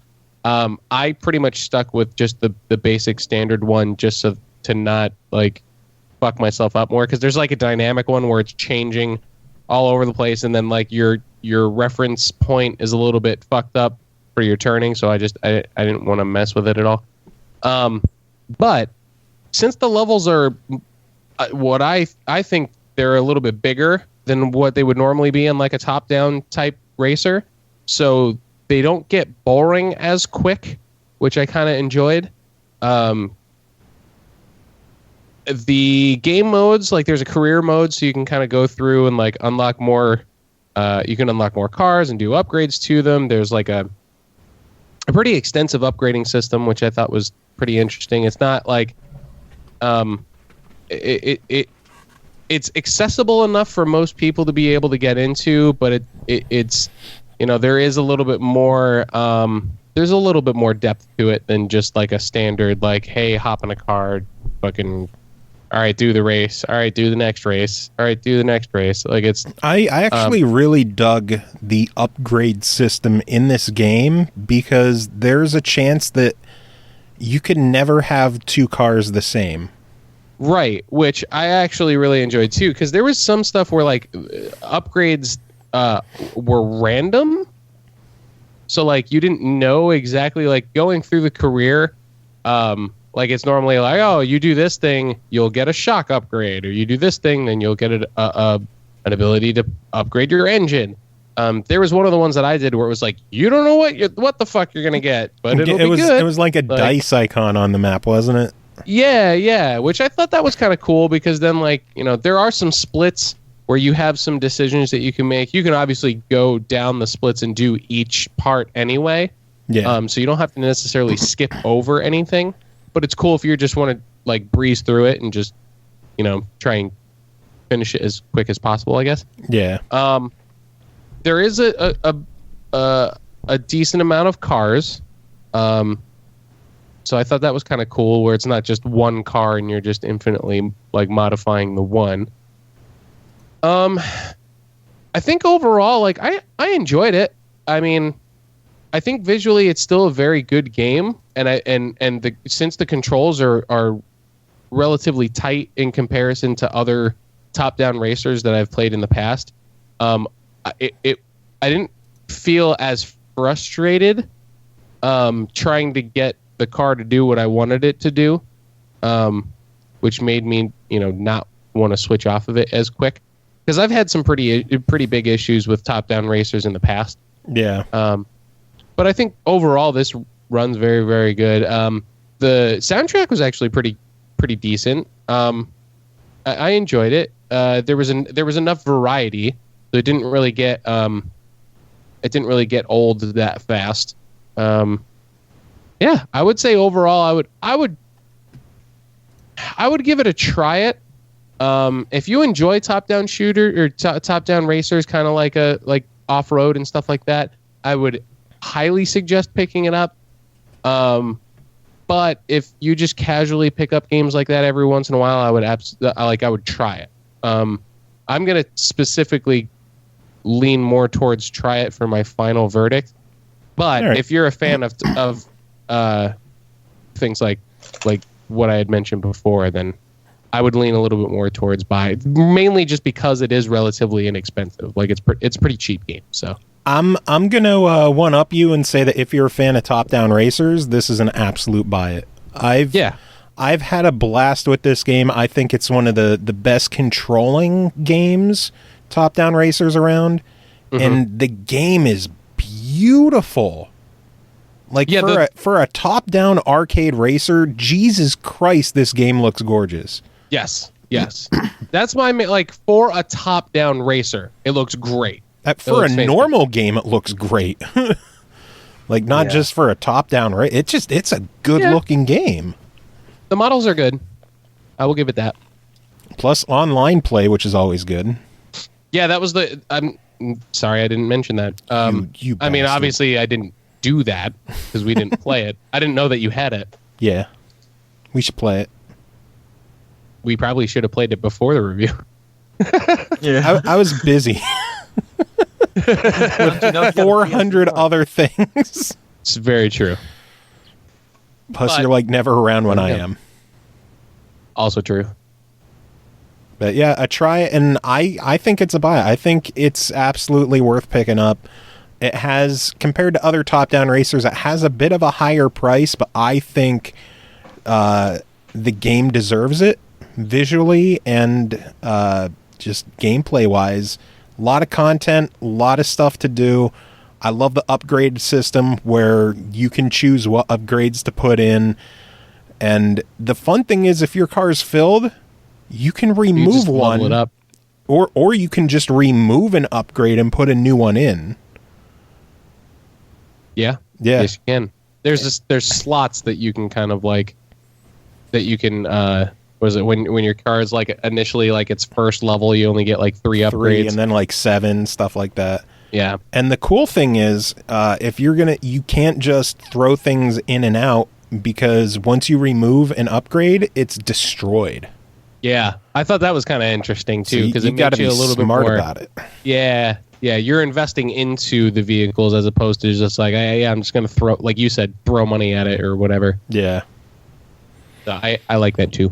All right, next game to talk about is called Castle Invasion Thrown Out, developed and published by Cat Trap Studios, released October 12th on Xbox One, PS4 for $4.99. The king is not a nice gent. He's given you an ultimatum. Surrender your castle or be thrown out. See what I did there? Because the king sits on the throne. Yeah, never mind. Also because that's in the game title. Yeah. Well, yeah, that too. With an army of misfits at his beck and call, you'd better pick up that bow and arrow and settle in for some crown duels. This is kind of like a tower defense game in a literal sense, because you are an archer on top of a castle wall on the left-hand side of the screen, and enemies come flowing in from the right, kind of Plants vs. Zombies style. Okay. Although you don't have like defenses to put down, you don't have armaments or troops or anything. It's just you and your bow and arrow. That's kind of strange that you can't set up any defenses. You are the defenses. Just you. Yes. Just you. And it starts off with, soldiers coming at your way, and you shoot them and you take them out, and they drop money, and you could use money to buy upgrades. And then some stronger enemies come along, knights, and your bow and arrow doesn't do anything, so you get a spear instead. You chuck spears at them, it hits them and knocks them back, and you could switch between bow and arrow and spear on the fly to shoot what you need, how you need. And then a bunch of tiny little dudes start coming in. They're really quick, and your other weapons just aren't fast enough. So you get a crossbow, an auto crossbow that you just hold the button down and it shoots. Can you swap between like on the fly, or do you have to do it like on the fly? You just hit the X button, and it just switches between them. Okay. So you can, if you're having fun using one thing, but you only need the spears for the big dudes, you could just use a bow and arrow the whole time. Or if you just want to use a crossbow for everything, the big knight dudes can only be hit by spears. So you definitely need that. Crossbows are a lot faster, but much weaker. So you have to be very conscious of what you're using when. Yes. And of course, enemies drop money. You earn points based on, what you're hitting, and as long as you don't get damaged, your multiplier keeps going up. So your score will get bigger. They'll drop more money because your multiplier's up. There are a handful of different types of stages. Most of them are just enemies come from the right and you take them out. There are a handful of timed ones where you can use the triggers to tell or to determine how fast the enemies come at you. If you put it all the way, the speed all the way up, they come flying at you, or you could basically stop them completely. For the most part, they move very, very slow. It's like slower than bullet time slow. So if you get overwhelmed, you just slow them down and just pick them all off. And your star rating comes down to how fast you completed the stage. Of course, all the levels have star ratings. You get one for completing it, and then there's, one might be like collect 100 coins, or get a 50 multiplier, or don't let a knight hit the castle, stuff like that. Okay. So, there's stuff to keep you coming back and getting all the stars in the game. There are 50 stages. There are also, there's most of them are just standard stages. There's 5, I believe, 4 or 5 of the timed ones. And then there's 5 boss battles. 10, 20, 30, 40, and 50 are all boss battle stages. And they have their own special techniques that you got to take care of them. And then I think my least favorite type of stage in the game are night stages, because for night stages, you have a flaming bow and arrow. And there are 3 torches set around the level, and you have to shoot the torches with the flaming bow and arrow to keep them lit. And I think that the flames just die down way too quick. Okay. It just gets to be too micromanaging for those. I mean, it's still fun. I don't know. The night stages, I wasn't too big of a fan of. It's fair enough. Overall, $5. Holy shit, this is a fun game. A lot of fun. It's what? It's only like $5, right? Yeah, I just said for $5. Yeah. 50 stages, $5. A lot of fun, really enjoyable, a lot of upgrades to buy, a lot of stuff to do with all the stars to earn in the game. I think it's $5 well spent. I give it a buy it. Oh, cool. I like $5. So $5 games. Good shit. Next game that we will talk about is called King's Quest Chapter 4, Snow Place Like Home. This game is developed by The Odd Gentleman, published by Sierra Games. The original game was released July 29th, 2015. Chapter 4 just released September 27th. Episodes are available for $9.99 each, or you could get the entire complete series for $29.99, which will include one more chapter and then the epilogue to come in the future as well. In King's Quest Chapter 4, Snow Place Like Home opens on the fateful night when King Graham and Queen Valanis... pronunciation. Infant child Alexander was stolen from them. When Alexander mysteriously returns home 18 years later, however, Graham must decide how to reconnect with the boy he spent a lifetime searching for, and his father and son work together to solve the towering challenges of the puzzling ice palace. Questions linger about just what happened all those years ago. Our friend Cole, aka Eternal Rage, reviewed this one for us, and Chris, you have the email. So go for it. Alrighty. King's Quest is an episodic reimagining of the epic point-and-click adventure game by the same name, originally released in 1998. Each chapter consists of our hero, an aging and increasingly feeble King Graham, who is recounting his adventures. Graham, who is recounting his adventures on his quest to become King of Daventry, to his granddaughter Gwendolyn. It's during these story sessions that the player takes control of the younger, more spry version of Graham, guiding him through a collection of puzzles with the help of the good townspeople of Daventry. In solving the puzzles, the player is forced to choose what path Graham's journey will take him down. The results of the 3 available paths, bravery, compassion, and wisdom, will have a ripple effect that shape the narrative of future episodes. Though there is no way to force Graham to the dark side, it is possible to make decisions that can come back to bite you later on. One such decision, spoiler alert, I guess, one such decision leads to the events of Chapter 4, No Place Like Home. The adventure picks up with King Graham and his new bride, determined by the player in Chapter 3, being awakened in the middle of the night by the cries of newborn twins. The player must guide Graham in caring for his young prince and princess by mixing bottles, changing diapers, and navigating around a room without stubbing Graham's toes on an assortment of baby toys. It's a mini game that any player with children of their own can appreciate, resulting in Graham coming up with a lullaby for Prince Alexander that proves to be one of the best moments of the entire series. As charming as the minigame is, though, the peace in Daventry and the warm, fuzzy feelings are soon put to ice as a villain sweeps his way through the castle, snatching young Prince Alexander from his cradle right before the king and the queen's eyes. The loss of the prince casts a dark shadow over the kingdom, with Graham stopping at nothing in an effort to find his son. After finally deciding to move on with their lives, the king and queen are surprised to find their son on their very own doorstep after 18 long years. Determined to make up for lost time with his family, Graham books a vacation to Avalon. All is well again in Daventry, and it seems as though the king's quest, and the players', is ultimately to stack the family's luggage into the carriage. King's Quest, I get it.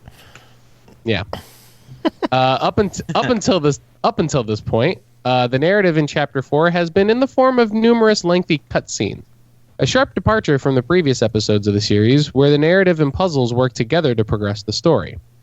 The luggage stacking minigame and subsequent memory game played in the carriage are welcome efforts to give the player literally anything to do before another string of cutscenes take over.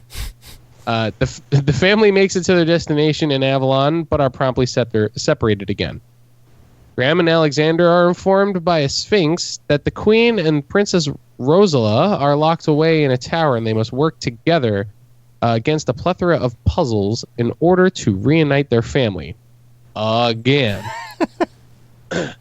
In chapters 1 through 3, the puzzles in King's Quest were occasionally silly, but often fitting to the circumstances that Graham was in. Whether it was finding coins to buy porridge for imprisoned and starving townsfolk, or passing off a purple pumpkin lantern as a horrible monster's eye, the puzzles and their outcomes were creative and required some actual critical thinking to solve.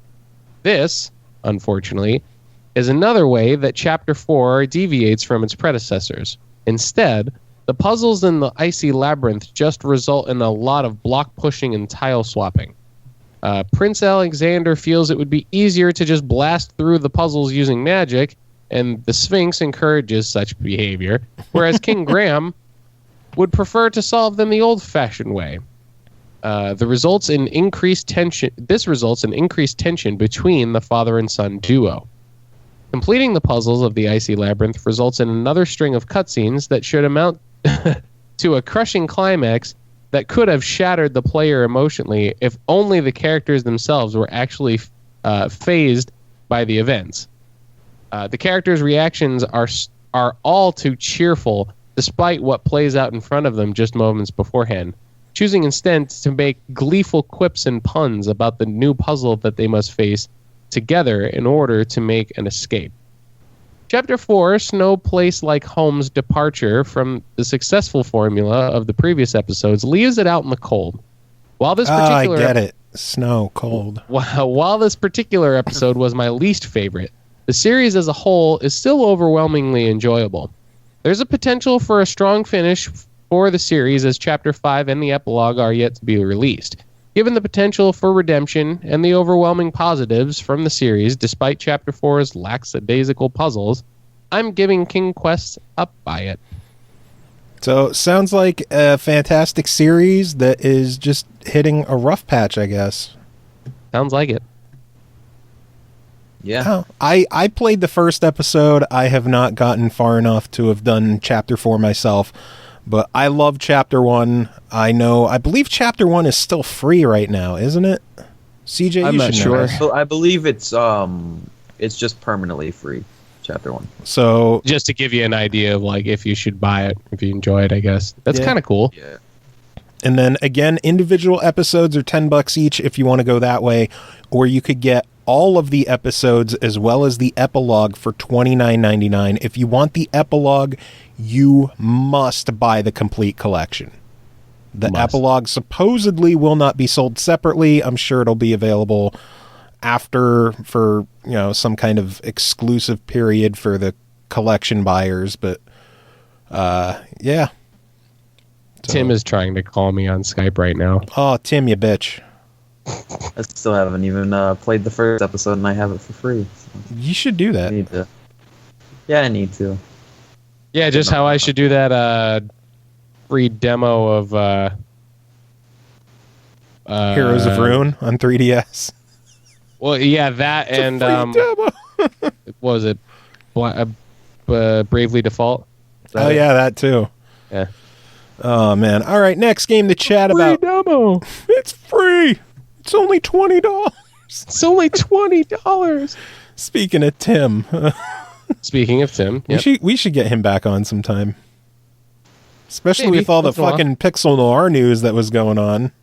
Yeah, there was a lot. With them signed to Badland, which you'll be able to hear about later on this weekend with our interview with Badland Games, Andrew Hoyle. That's odd. It comes full circle. I recorded it like I feel bad sitting on it for so long, but we've just had so much shit coming out. Hey, these things happen. So, yeah. Next game to talk about, I'm sure CJ's excited because he finally gets to say something, Yay. is called Shadow Warrior 2, developed by Flying Wild Hog, published by Devolver Digital, released October 13th on Steam for $39.99. Look at this, CJ getting an expensive one. Yeah. Shadow Warrior 2 is the stunning evolution of Flying Wild Hog's offbeat first-person shooter starring the brash warrior Lo Wang, dick joke, Yeah. who must again wield the devastating combination of guns, blades, and magic and wit to strike down the demonic legions overwhelming the world. I would expect there to be tons of dick jokes in your review, CJ, so let it give it to us. Give it all to us. Okay. I mean, I'm gonna disappoint you, but yeah, sure. That's nothing Um, new. Ooh. Just like his dick. You're fired. Anyway, yeah, I don't know, but you wanted some. I mean, it's what I can give you. That's all I got. We know. Anyway, All right, Shadow chop, Warrior 2. Okay, damn. Shadow Warrior 2 is an action FPS, and the highlight of the game is the comedy. While having a somewhat serious story, your character Lo Wang constantly makes sarcastic comments and dick jokes that actually annoy the other characters, which is hilarious. They don't like you at all, but they need your help because you're the best they got. The story in the game doesn't seem to really have anything to do with the first one, as far as like continuation. It's more of like its own thing, even though you're the same character. So you don't actually have to play the first one to know what's going on in the second one, which was really nice considering I didn't play the first one, and I still felt like I understood what was going on. But the visuals in this game are absolutely stunning, like totally gorgeous. It manages to perform well too. I had like no frame drops at all or any visual glitches. This game just looks so amazing. Every single weapon looks different. Every single enemy looks unique. Well, there's different types of enemies, so they're not all unique, but they all look cool, and that's really nice. And then the music in the game is incredible. The main music, like as soon as I launched up the game and I got to the menu, this amazing like Asian metal starts playing, and it's just absolutely incredible. And then the battle music is intense, and the regular music when you're walking around or collecting things is subtle so that you can hear dialogue, which is actually like one of my very few complaints about this game is that during battle you cannot hear dialogue at all. So you have to turn on subtitles, and then it's really hard to pay attention to the subtitles while slashing your way through enemies. It can be really difficult to listen or see the subtitles. So I don't know. You can go through the settings and manually change it, which I had to in order to like lower the music volume so that I could hear the dialogue better. But the best part about this game, the absolute best part, is the gameplay. More specifically, the sword play. The melee weapons in this game are so much sword fun. Play. You said the Sword play. The melee weapons in this game are they're so much fun to use. There's quite a few different moves that you can perform with melee weapons that are useful in different situations. Like there's if you hold back on the arrow key or S. I changed my controls because I play left-handed, and then you click on the right mouse button, and you'll actually like do this power that like sends you use your melee weapon, you like wipe your sword, and then you throw this weird shard that comes out of your sword and hits enemies. It's pretty nice. cool. And then like another one, if you're holding like left or right on your keyboard, and you press right click, you do this spinning sword swing that like knocks out anything that's around you. And then the best one is holding forward and right clicking, because you just strike directly into them. You just charge them really fast, does so much damage. So much. There are many guns in so much. There are many different guns in the game as well, but they don't really compare to the close combat. The weapons I stuck to were melee and a bow I found early on in the game, because for some reason the bow is way more powerful than a submachine gun, a pistol, or a shotgun. The bow is ridiculously powerful. And you can charge your shots, which make them even more powerful. Like I said, the guns in the game just aren't really that good. I don't know what it is, but I think it's mainly staying the focus of going for melee. And if I think they wanted to focus on that because that's where it really shines out. That's where what looks the best in combat. It's just the best part about the game. There are modifications you can find or craft to put on your weapons as well. Like some increase stats, while others add new features to the gun or completely change how it works. Some of the mods include like a kimbo, a split shot, which actually worked on my bow. So even though I was only charging one arrow, 3 would shoot out. I don't understand how that worked, but it was pretty cool. And then there's like elemental damage, and you can even put a mod on your gun that increases your movement speed. I like the way the quest system is handled. Each quest has a certain point on the map that you can teleport to in order to start the quest, and each quest seems to have like a hidden special enemy in it that rewards you with an achievement and some better loot if you kill that enemy. After completing a quest, you teleport back to the area that you got it, and turn it in, and you can then teleport back and just free roam in that area and kill the hidden enemy if you didn't, for some loot and an achievement.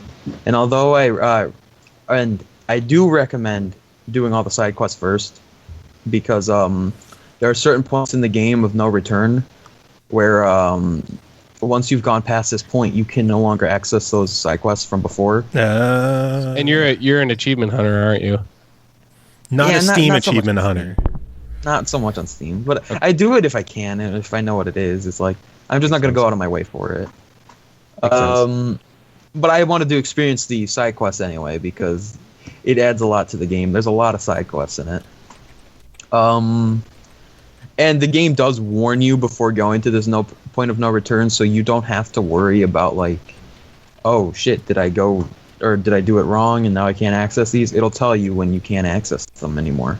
Well, that's nice. So it'll be like, are you sure you want to do this quest? If you do it, you can no longer do the side quest. And that's when you immediately go, I'm going to go turn back around now. Yep, basically, you just click like, nope, I don't want to do the main mission right now. The side quests are one of the best ways to get new weapons, and each quest rewards you with a certain amount of skill points, depending on how difficult the quest was or how important it was. And those skill points are used to level up your moves and abilities. There are multiple abilities, like I said with the melee ones earlier, But there are also other ones like healing, vanish, and there's spikes that you can send from the ground to penetrate your enemies. Penetrate. There you go. I wrote one in there for you. Yay. And each of the abilities can be made better by using your skill points to level them up. You can also use skill points to upgrade your health and the amount of ammo you can carry, as well as a couple more miscellaneous things.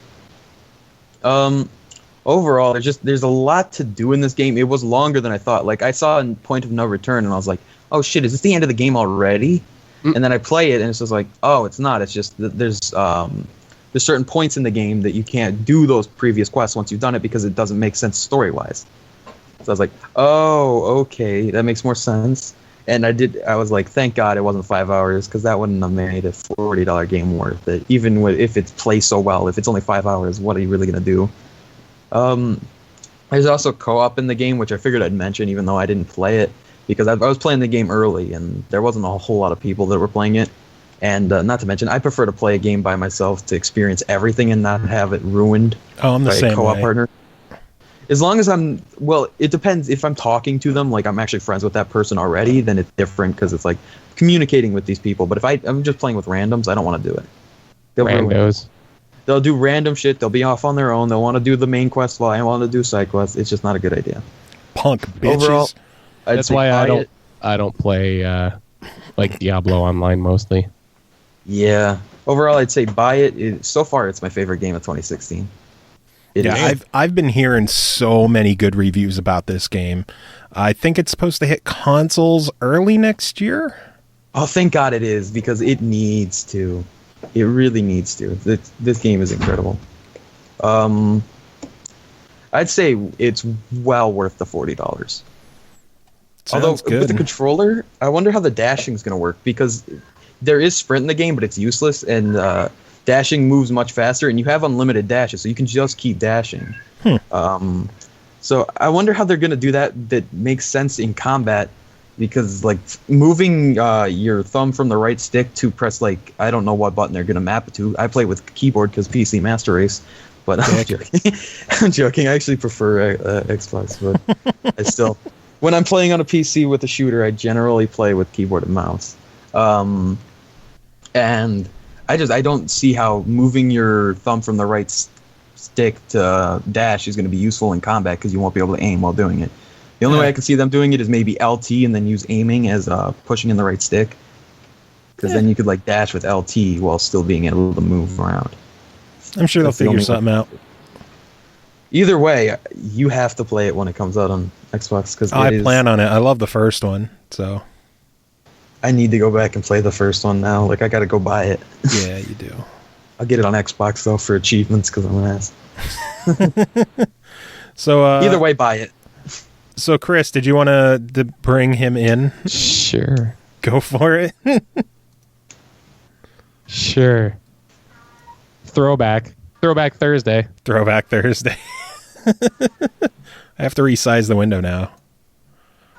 Oh. God damn it, you could hear it. Yeah. Fucking Little bit. cat. I need to get her fixed, but I don't. Yeah, have to. If he actually like. Oh, he didn't answer. I'm gonna try it again. Wow. Tim, you. I'm just gonna keep doing it. Just gonna keep doing it. Even when he's not a part of the show, he misses the show. How does he always manage?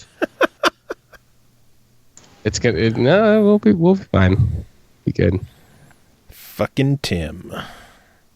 Tim. It's Was okay. this the same Tim that was on that episode 225 or something? No. Okay. Tim was our original. Tim is co-host. OG. Tim was pre-Chris technically. Yep. Ooh. Since Tim's Chris OG. was like episode 2 was your first one? One or two. One or two. Yeah. You were in the audience for one. Yeah, I didn't say anything on one. And then like was just there. 2 or 3 you were like the guest, and then by like 6 you were the co-host. Yeah. Yeah, it sounds about right. 220 episodes later. Oh my God, he didn't answer again. Fucking, all right. Whenever he decides to answer, then I'll try it again. Oh, Tim, you punk bitch. Are you surprised? Come on. Not at all. Not at all. All right, next game to talk about is called Hopiko. Developed by Laserdog, published by Merge Games. Oh shit, wait. No, this is for the 19th. This is next week. Never mind. Okay, we'll not do that one then. Editing. You know not next to talk about? Room for editing. Okay, next game to talk about, which we clearly didn't start talking about something for next week. Next game is called Origami. We go from one game with swords to another game with swords. This is developed by Linceworks, published by Maximum Games. This released October 4th on Steam and PS4 for $19.99. I believe an Xbox version is still being planned, but I'm not positive. They just confirmed the Steam and PS4, so I guess we'll see in the future. Origami is a third-person stealth game that casts you as an undead assassin with the power to control the shadows, teleport to any shadow, become invisible, materialize weapons, or even summon a shadow dragon to infiltrate the enemy ranks and dispose of your targets. The first thing I'm going to say about this game is it is beautiful. It has like a cel-shaded animated style just to the graphics, and it is such just a gorgeous, beautiful game, especially when it gets bloody and violent, because the red sticks out really well. I don't know how your PC handled this. Because I played it on PS4? Oh, okay. Yeah, that's right. Okay, I forgot. You dumb bitch. I look at Steam pages for things. You dumb bitch. Yeah, right. Gameplay-wise, this is just a straight-up third-person action stealth game. There are various ways to play through the stages. The levels, for the most part, are very open-ended, and you can decide if you want to go full stealth run, if you want to go all assassin run, like just sneak through the shadows and kill everybody, or you can go pacifist if you want. You don't have to kill anyone at all in the entire game. Boring. Let's just kill him. Let's just kill him. The funny thing is, like, I made sure to replay a handful of stages, both killing everyone and killing nobody, and the trophies for the pacifist runs were much rarer than the ones for killing everybody. Oh, I believe it, because people they want to get in and just start smacking people. Nobody has the patience these days for a pacifist run. No, because pacifist runs are boring. What do you think video games are for? Killing people. They're more strategic. You need strategery for the pacifist runs. You need strategery. Of course. A lot of different abilities you could get in the game. The main thing is, like, you control shadows in this game. All of your energy is derived through being in the shadows. If you're out in the light or out in the open, your body regains, like, color. Like, when you're in the shadows, you're gray and hidden. And out in the open, you're fully colored and everyone can see you and you stand out, and that's how you die. Because if you get hit, you're dead. Because the enemy's weapons are made of light. You're an undead assassin, so you are, vulnerable to light. And if you get hit with a light, you're dead, which is why the whole game takes place at night. You have to complete the game before the morning. You have to, mission-wise. Not is the transition from gray to color, like, gradual, or is it just, like, instant? It's a gradual thing. It's fairly quick, but it is a gradual thing. It's not just like, you're a different color now. It does fade into color and then fade away. It has a cool, the color starts in the middle of your body and then moves up and down, like it goes outwards. It's a really cool effect. Gameplay. The stealth kills are satisfying. Watching where the enemies are going, getting in the perfect spot, hiding and taking them out is just such a satisfying feeling in this game. The downside is there's very few checkpoints. Oh, that's not good. So, I mean, there's usually a checkpoint be in front of a big open area with a ton of enemies because, scenes are connected through corridors, stuff like that. But there's big open areas with a lot of enemies. And the one stage I was going through was a kill everyone run. and I plotted everything out. I took care of pretty much everyone, and then I went to hide in a shadow, but I didn't realize it wasn't a shadow. It was water. And if you touch water, you're dead. Oh. And I lost 20 minutes of just plotting out a section and going through and staying hidden, and there's 3 different trophies, not trophies for each stage, but awards for each stage. One is to kill everyone. Oh my god, Tim is here. It didn't alert me. I'm like looking at Skype and I see this. I go to recent and it's like Joe Cam, Chris Huber, some other guy, and I'm like, why didn't you do anything? Hello, my name's some other guy. Some other guy. You are some other guy. I'm sorry. You Fist of killed your Snuff. video? What the hell? I thought you were going to do video. I can do video. I mean, this is the VR podcast, right? Yeah, I resized the window and everything. I completely cut CJ out of the video. My camera's like, you don't have a picture. You don't have a video. There we go. This is now Spaghetti Cast. Throwback Thursday. So I'm glad you guys invited me in for the first virtual reality podcast you guys are doing. Now that PSVR is out. When we covered that, what was that, like an hour and a half ago? Something like that. I'm glad everybody can see us in like full 3D. Pretty much. Sculpted 360-degree podcast. 360-degree hairy bodies. Streaming on Beam, by the way. Yeah. What the fuck is Beam? I heard about this, dude. I read an article about Beam from like 2011 the other day, and I'm like, guess that didn't make it. And now it's rearing its ugly head again. Beam was in 2011. What? I wasn't 2011. But I thought Beam was like brand new. It was an article that felt like it was from 2011. Maybe. So I'm finishing up a review, and then I guess we'll get back into the VR chatter if you want to be a part of that. I want to talk. How many more reviews do we have? We could just finish with this one. Okay, all right. I was gonna do one more, like the quick it. one for email that you had, Chris, but it's up to you. Does it need to be? Well, are you gonna split them or like what? Like I could do it next episode because there's technically like 5 more. All right, we'll talk about VR a little bit more, and then But I do need to finish up this review because we do reviews now, Tim. I don't know if you knew that. I mean, you can do anything now. It's VR. It's the world. There's no rules here. No, I mean as a show. As a show, you've missed so much. I'm aware. Time has gone by. The topic that once you're done with this review, we're going back to those old WikiLeaks dramatized papers that hit our podcast hard many years ago. The Zach Lyons Nintendo papers. You remember those ones? Oh my god.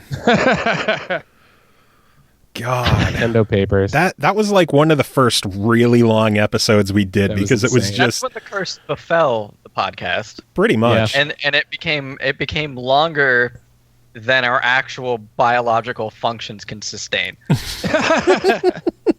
Man, you don't even know. You don't even know, Tim. I've heard the tales of Symphonia. But have you heard our episodes? Absolutely not. Listen, I have only so many hours a day. And out of those hours, I have like 13 minutes of them to play Counter-Strike, and then I usually just go to bed. Oh, God. Unsatisfied. Because Huber doesn't take off his shirt anymore on Skype. Sorry. Here's your chance. I want to get banned. Nah. I don't think Beam has a problem with it. I'm sure Beam wouldn't care. Yeah, all Not 3 Twitch. people that use Beam. Beam's just like, you're using us, okay? How did you get people to watch? Tell us. I don't know. There's some streams that do decent numbers over here. So Yeah. 80-some people's pretty decent around here. Man. Finish your review. Finish your review. I'm gonna bring this topic in like a wrecking ball. Go. Even like wrecking. So yeah, origami. I basically talked about pretty much everything. The three trophies that you could earn through a stage are an all pacifist run, a kill everyone run, and then not getting spotted, which is the third one. So Assassin's Creed style. Yeah. Don't get spotted. So you could double up. Normally you'll have to do 2 runs for each stage to kill everyone and then to not kill anyone. But you could double up and get, the not get spotted trophy with the other ones. Now, when you say not get spotted, I don't know what this game is.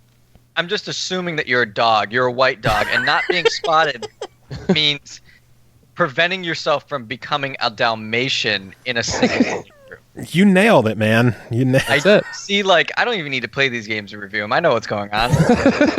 I have my finger on the pulse of gaming right now.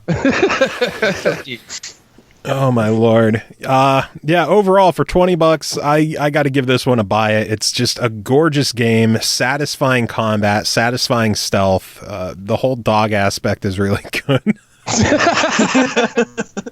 The whole dog aspect. Good stuff for $20. It's gonna take you plenty of time to get through it and really fun. So, well, if it comes to Xbox, I will buy it. And there's a sale. There we go. I'll let them know at maximum. So sale. So, Tim, how the hell have you been? Yes, let them know that the only way you'll buy it is if they make it cheaper. I didn't say cheaper. You said sale. What kind of a sale doesn't make the game cheaper then? No, I said more it's expensive. a sale. Like, they got a sale. Like, I mean... Oh, okay. Oh my god, that was loud. I got spaghetti over here. I don't need listening comprehension. That's can't put that in my spaghetti and fuck my night up. So Tim, did you go out to what was it, Germany or France? What the fuck was it? I'm on the moon right now. You can't tell. The sun's up and it's real bright, but I'm on the moon. Now, did you go out there with Kunal and Len? No. They went out there to meet. How many people listen to this podcast now? Right? Not that many, right? Like 6. All right, we didn't blow up.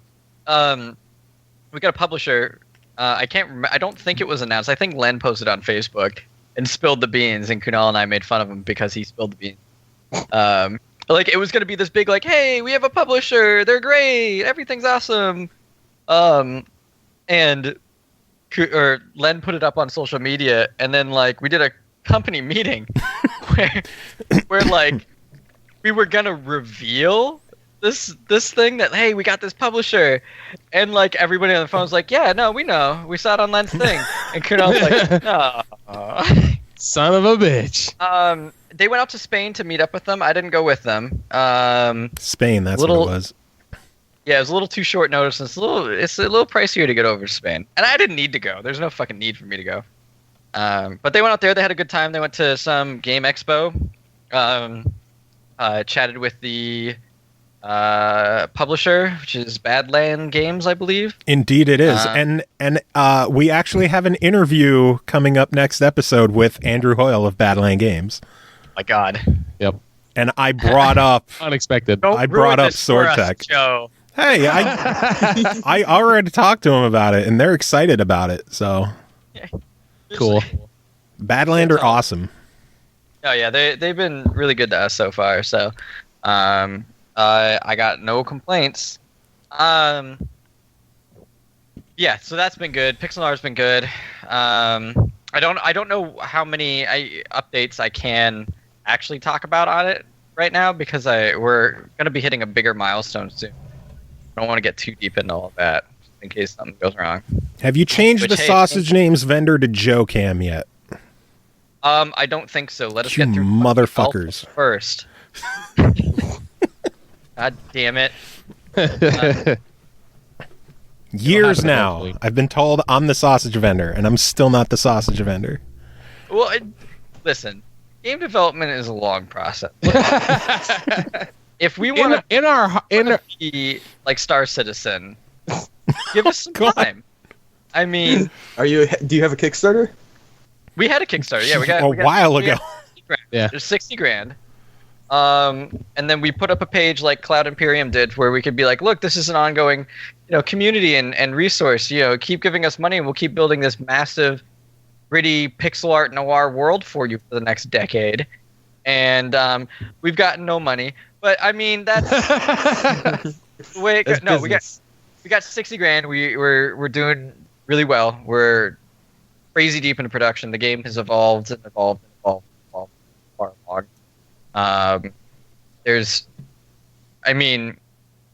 Without getting into too much detail of how far along we are, we're going to be releasing playable stuff to the alpha backers. Real close to finishing a big milestone.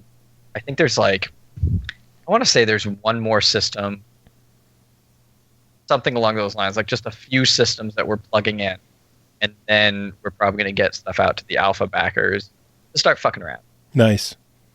Yeah, it's going to be fun. I'm trying to remember what Kunal's first episode was, because that's the first time that we talked when about. I asked for a job.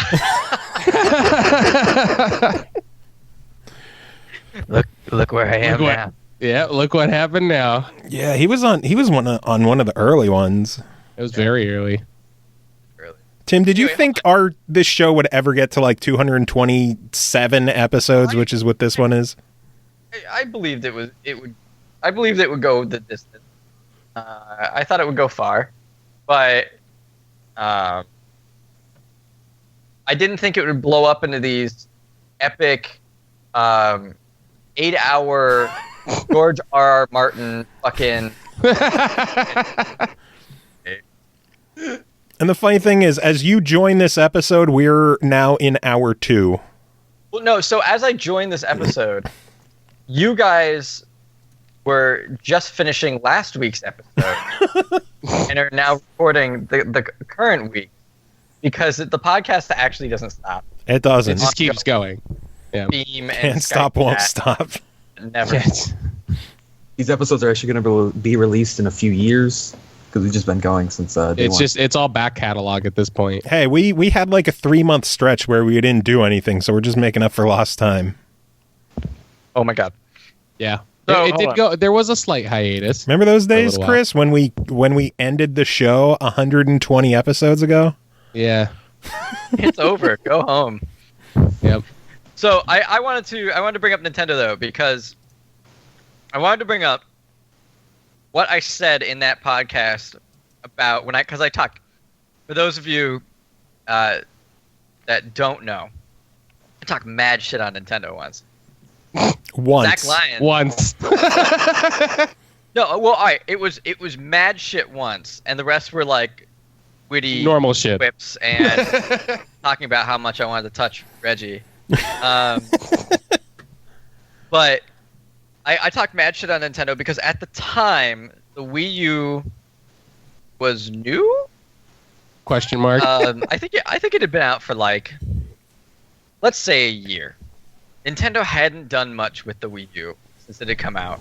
It came out, it was kind of there, it was fun, whatever.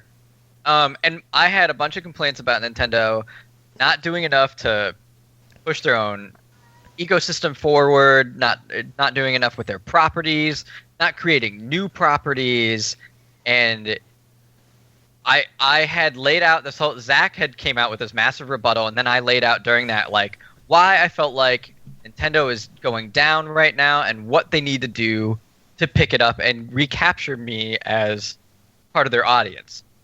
And they did nearly everything I fucking said over the next few years too.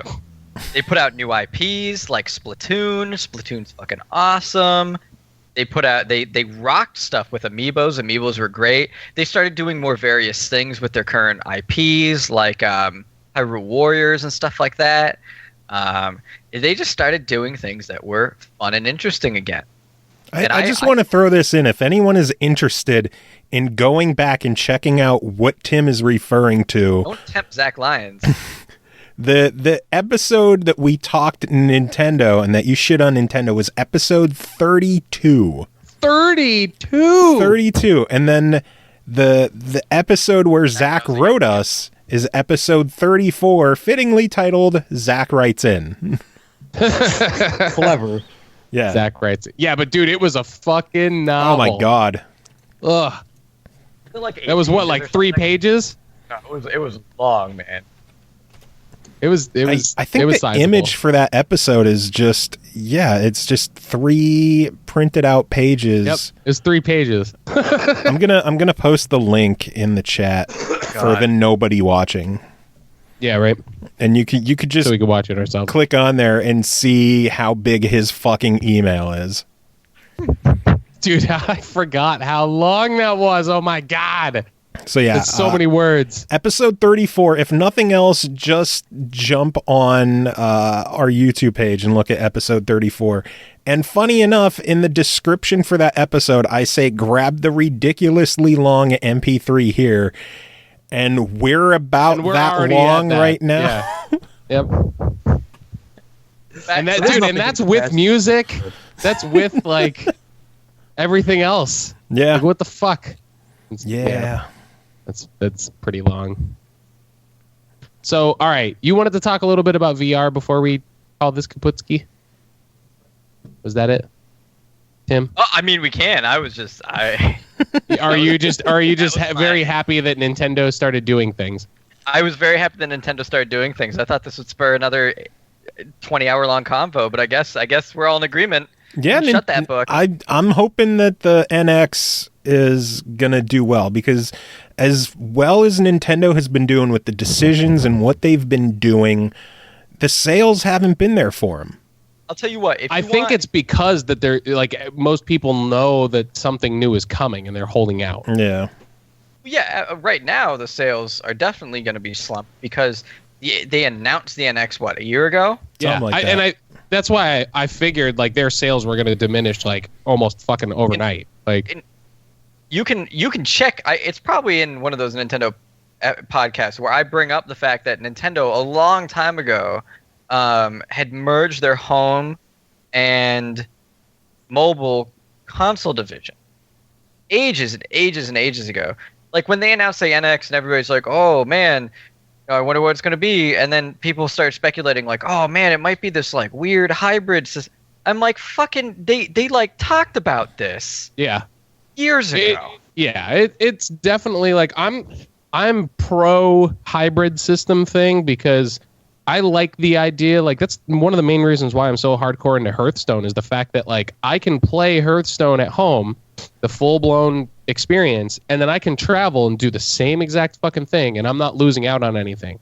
So within all this, all the idea of the Nintendo newer console being able to just like grab it and go, and it's pretty much like, you know, it's all speculation. We don't know this 100%, but being able to take that stuff with you and have a tangible like, hey, this is made for this. I don't have to like modify anything to get it to work. Like this is just straight up, take it, go, you're good to go. Because knowing Nintendo, you know that's how it's going to be. I'm excited. I think it's going to be fucking rad. I hope people give the NX a shot, because how many times with the Wii U have people said like, "Oh yeah, that game's cool, but it's not worth buying a Wii U for," or "That game's cool, but it's not worth buying a Wii U for." There's like 50 of those games. I've heard the opposite with a lot of people that I know out here, where it's been like, I might have to buy a Wii U for that. Like that, like that game's fun. And a lot of people just they just want a killer app, and a lot of the Wii U console owners, I think, are people that it is not a primary system for anyone. No. But it is definitely a system that people look at and go, I want to have it. I want to have it because there are fun games. Yep. Not just in case, but because there are fun games, and they're like, you know what? Maybe I'm going to be in the mood for some Mario. And speaking of, Paper Mario just came out, and I am dying to dive into that. I've read Paper Mario on the Paper Mario like Color Smash or whatever the fuck it is. Color Smash. It looks good. Possible. It's just a new Paper Mario. I'm excited. I'm expecting the NX to be something along the lines of, because like if you look at graphics, look at mobile graphics right now are getting so fucking close. They're really good. Yeah. Yeah. I wouldn't, and the past like 2 generations, Nintendo hasn't cared about graphical. So I wouldn't be surprised if whatever tech they have powering the NX is going to be some sort of home box that the controller is basically a DS, and instead of you streaming the game from the home box to a controller like on the Wii U, I think it's going to be reversed, where you're going to have the game in the controller, you're going to be streaming it to a box, you can play it on your TV. Makes sense. And that way you have a complete experience all of the time, and then you can take it with you, and if you want to get home and turn on the screen. I like how half of what Tim is saying is just getting like cut off by the noise gate on his Skype. Oh, how about now? Is that better? Yeah. I had my mic below my chin. Yeah, no, I think that it's just going to be you streaming from a handheld to a set-top, or it'll be a set-top base that streams to the handheld, but there's a way it can, I don't know, download the fucking game. Something like that. Or it might be, something where like a cartridge is used on both the set-top box or can be plugged directly into the controller for on the go. Well, we've talked about the cartridges, right?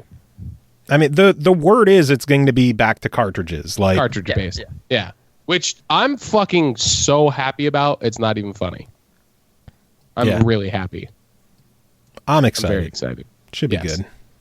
Because even just from a collector standpoint, like nobody gives a fuck about physical copies about a lot of games right now, mainly just because you don't like the disc. Like there's nothing prestigious about a disc. You know what I mean?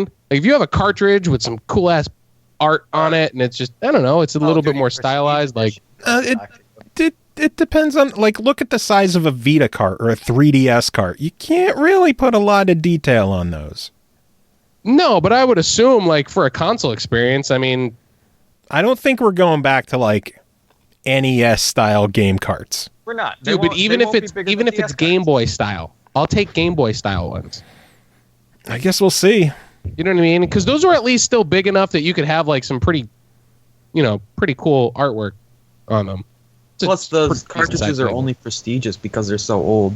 If we moved away from discs in 30, 40 years, discs would be something that's kind of like, wow, that was cool back then when you had like your art on the case. I think discs are too fragile to have that same type of appeal. And that's why we should have gone with PSP style CD cart things.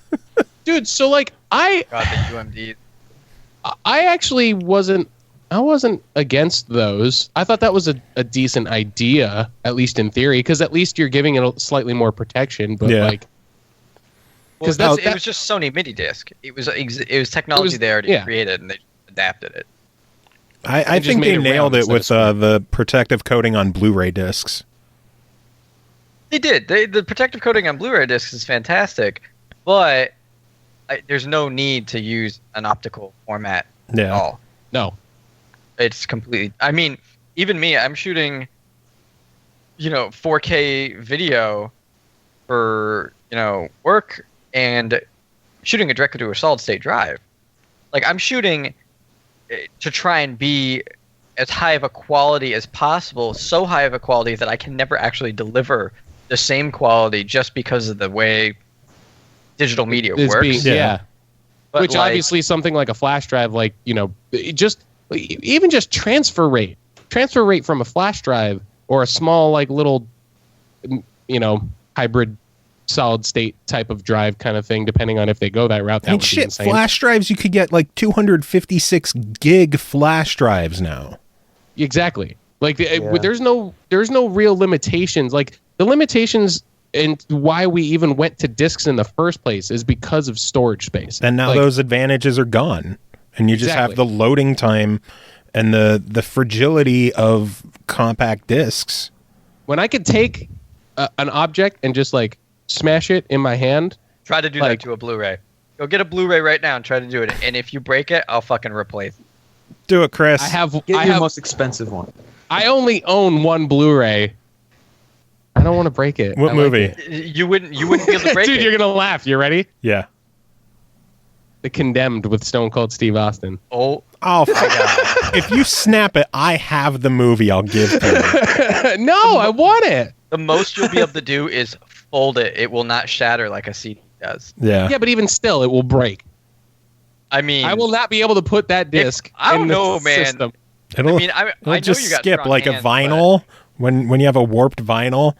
It's like Do you want me- yeah, I have like a small, like- It's in there trying to spin, and it's just. Blah, blah, blah, blah, blah. Oh God, that'd fuck your needle up. I wouldn't even do that. Yeah, no, fuck that. I'd fuck your needle up. Back to the Tim, Wayne we need jokes. we need to get you like on a full episode. again. Yeah. Do you though? Do you really? We do. No, We do. I think we do. it's been a while. I tried getting you on for 200 and I never heard from you. Dude, I remember that. It's so funny too because I went to message you and be like, "Yo, I can't make it," and then I was so busy I'd forgotten to even message you. I was like on my way to the computer and like I'm gonna do it, and then I'm like 600 other things. It's okay. Bogue couldn't make it and Pappy just like disappeared completely from the show. Poof. Bye. Poof. I even tried emailing Pappy and I just never heard back. So I don't know what the hell happened. Whatevs. The only reason why I'm here is because I was Bored. chatting with Chris. No, I was chatting with Chris earlier, and he's like, "I'm doing the podcast," and then I was like cooking dinner. I'm like, "How funny it'd be if I just fucking came on right now, special guest, what up?" Surprise. Industry guest, double industry guest, Double. maybe even triple industry guest. Oh yeah, because we never have industry guests on this show anymore. You don't have industry guests like me, and Sword Tech Games. Them high How many rollers. games have you released? How many games? None. I don't need to release games. But hey, look at the Cloud Imperium team. Oh true. man. Were they? The guys who were working on Star Citizen. Nobody cares about the game. Yes. Well, see, other than the like $36 million they've received from people that have funded it. No, but Yeah, no, but so many people are mad at them because they still haven't done anything. Oh, dude, have you seen the videos that they just released at I think it was at Gamescom? The video of the in progress world that they had set up. It's unfucking-believable. The game's gonna take up more hard drive space than anybody in the world has. Well, the whole point of Star Citizen though is it's not something that we're gonna see playable and finished in the next few years. It's going to be developed over a long period of time. It's going to be developed over a long period of time because it's going to be unlike anything we've ever seen. And like for a while, it was so funny watching people like be like, "Oh, it's a scam, it's a scam, it's a scam," and I'm like, "Well, time will tell." I mean, I've studied a lot of Kickstarters because I've ran, the successful one for Pixel Noir, which took a lot of fucking effort out of my life. I'm an old man because of it. Our first Kickstarter didn't make it because we rushed it, and then the second one we took everything we learned from that and the way the industry was going, and we adapted it, and we got a 200% funded Kickstarter. So I look at things like, Star Citizen and Cloud Imperium Games and what they're doing, and what they're doing is not anything that the games industry has ever seen. It's just not a typical development. They're trying to make something that's going to be a game that's like, imagine how we have games like Counter-Strike. Counter-Strike is a simple title. Mm-hmm. It's very simply built, very simply executed. It's very, very precise and has longevity because of that precision. What they're trying to do with something like Star Citizen is make a full living, breathing world, something like what No Man's Sky had promised, where it's like, look at this world and you can go anywhere and you can do anything. But like, no, for real, they're trying to do that. They're not trying to No Man's Sky you on it. They showed No Man's Sky is a verb now. Yeah. They fucked up. They fucked up. They deserve hard, it, man. Yeah. The lies.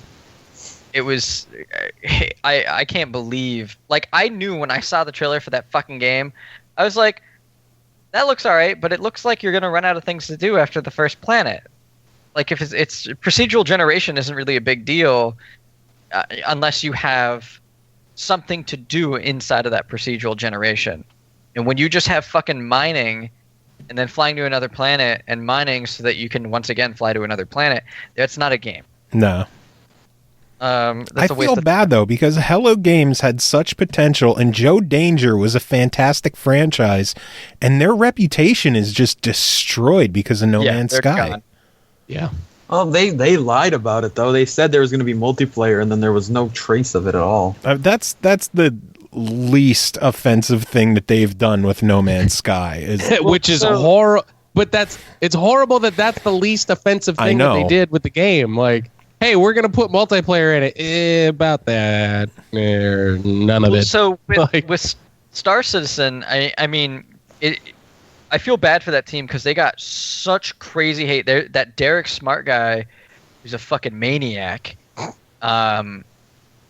like constantly is trying to like get that company to go under.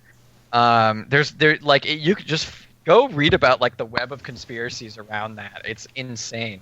But then they come out and they show what they're working on, and what they showed at Gamescom was them going from your space station down to the planet in real time, with 2 people in the ship, landing the ship, getting out of the ship on the planet, getting back into the ship, docking the ship into a hangar, you going and walking around this place, and then they're like, these are not loading screens. They're like, and to prove it to you, we're gonna do this. And they showed the guy in the ship. He was outside of the dock now, outside of the building, and you had gone in an elevator and went down deep into like the substructure of this building, which is on like a cliff face of some planet. And they showed him go out in the ship, and in real time, the 2 of them seeing each other and interacting with each other. There's no load times, right? It's just all one giant universe. It's fucking janky because it's alpha or pre-alpha even, but it's just like the fact that it's doable. Yeah. The fact that they're doing things that we've only like, when we play games and you have these segmented world experiences and you try to have that illusion of an actual place with all these things happening. This is trying to deliver on that, and it's like you're trying to be God and build an actual world. And it take like a terabyte though. Like it's just hard drive space. But think about hard drive space in the past even 5 years. Yeah. Look at the cost of solid state drives the past 5 years. Oh my god, yeah, that's probably the most telling part. Like I remember how much I had to pay just for my 120 gig solid state. It was like what, like fucking like $180, $200 or something like that. Like one I still have on my computer, I think cost me it was a higher tier Samsung, and I think it ran me like $249 or $300 at the time. That's a 128 gig. But now you can buy a 128 gig for what, like $50, $60 maybe? Well, anywhere from 50 to 100, depending on the brand. Yeah. Depending on if you want something that's fast. But like they just showed off the other day too, how the FTL drives work, the faster than light drives, and they showed you how it works if you're on a planet and you look up in the sky at another planet. You can FTL if you fucking math it right. FTL to the surface of the next planet. And the crazy thing about this is, once again, it's not a loading screen, and it's not you like disappearing from the world and reappearing. You're actually a physical object moving very fast, and you can be interdicted, which means that's something that is a big gameplay thing and dangerous, which is another really successful space game where you are knocking people out of faster than light travel. So if you're trying to, let's say, be a pirate, and you can actually get your ship in front of or another ship and it shuts down their hyperdrive because they can't pass through it. You can do things to shut down their hyperdrive while being in FTL near them to interdict them, knock them out, and then fight them. And then while their drive is spooling back up, you have a chance to kill them. Shit. Like, they showed on that other those video interactions too, are things that wouldn't be possible in other current stuff. Interdicting is elite dangerous. Yeah. But like the thing that's not possible is that going down to the planet, having multiple people interacting. They went back up that's into big. Space and took a mission and went and found a derelict ship and dove out of the back of the ship into space and then thrustered over to the front window and looked in and then went around to the broken apart ship, which ships actually break apart dynamically. Damn. And they went inside of the ship, recompressed a certain compartment, and like started fucking looking around. It's crazy. You should go watch the videos because they'll blow your mind. They'll kind of sell you on the fantasy, but it's not a fantasy we're gonna get in the next few years. Like even the single player, they just delayed the single player indefinitely. But I'm like, man, you know what? No one's gonna be able to match this game. I mean, we're gonna see snippets and fragments of it. Like, No Man's Sky is like this poor man's, mobile game version of what they're aspiring to, and we'll see things like it that are pieces of it. Elite Dangerous is another piece of it that. But man, I'll sit back and play all the other games coming out, waiting for that to come out. And by the time it does, my computer is going to be like 10 times as powerful as what I have now. Yeah. I mean, mine will be the same. Like I love the fact that when people, I mean, you bring up a good point, mystery man in the corner of my screen, that like you're gonna need a big hard drive. Like, of course you're gonna need a big hard drive. The game's gonna come out in fucking like 2046. By the time 2046 gets here, you're going to load it up into your fucking liquid brain drive. It's not going to matter. By the way, Tim, this is CJ. CJ, hi, CJ. Hello. Any relation to CJ and his noisy cat? Oh, God. Yeah, fucking hell. She needs to get neutered. Spayed. God. I need males get neutered. Females get spayed. Either way, it's gonna get both. She needs to fucking get fixed. I haven't gotten sleep in like 3 fucking days because of this cat. Womp womp. Yeah, you got about 4 more. But anyway, like games are gonna be changing over the next decade in ways that we don't expect them to, and that's gonna affect development at the same rate. Where, I mean, even indie games is a good example of it just in general, where you've seen development change. It's now, like, third party kind of disappeared and indie games filled that gap. Like, we did the podcast when THQ dissolved, and that was one of the last big holdouts of... By the way, THQ's back. THQ's back. THQ's back. Oh, my God. It's THQ... What is it? It's THQ... THQ Nordic. Yeah. Oh, yeah. I remember hearing about that. But like a lot of these third-party companies went under a while back, and indie sort of filled the gap. But that, from a production standpoint, it's a whole different world. Oh, sure. I would say that I play more indie games than I do third-party title, like traditional, what you would consider like third-party titles. And I'm trying to think of what you consider third-party. I mean, there's a decent amount. I like. It's not like it was, though. No. Because even just games like I would consider something like Blood Bowl, I would consider that to be third party. There's a good formula though for building a game if you want to build a game now, because anyone can make a game. With Unity, doesn't matter who you are, where you're from, or what you did. God, I'm going Huber. As long as you make games. My kitten is so much quieter. We'll go with that, Huber.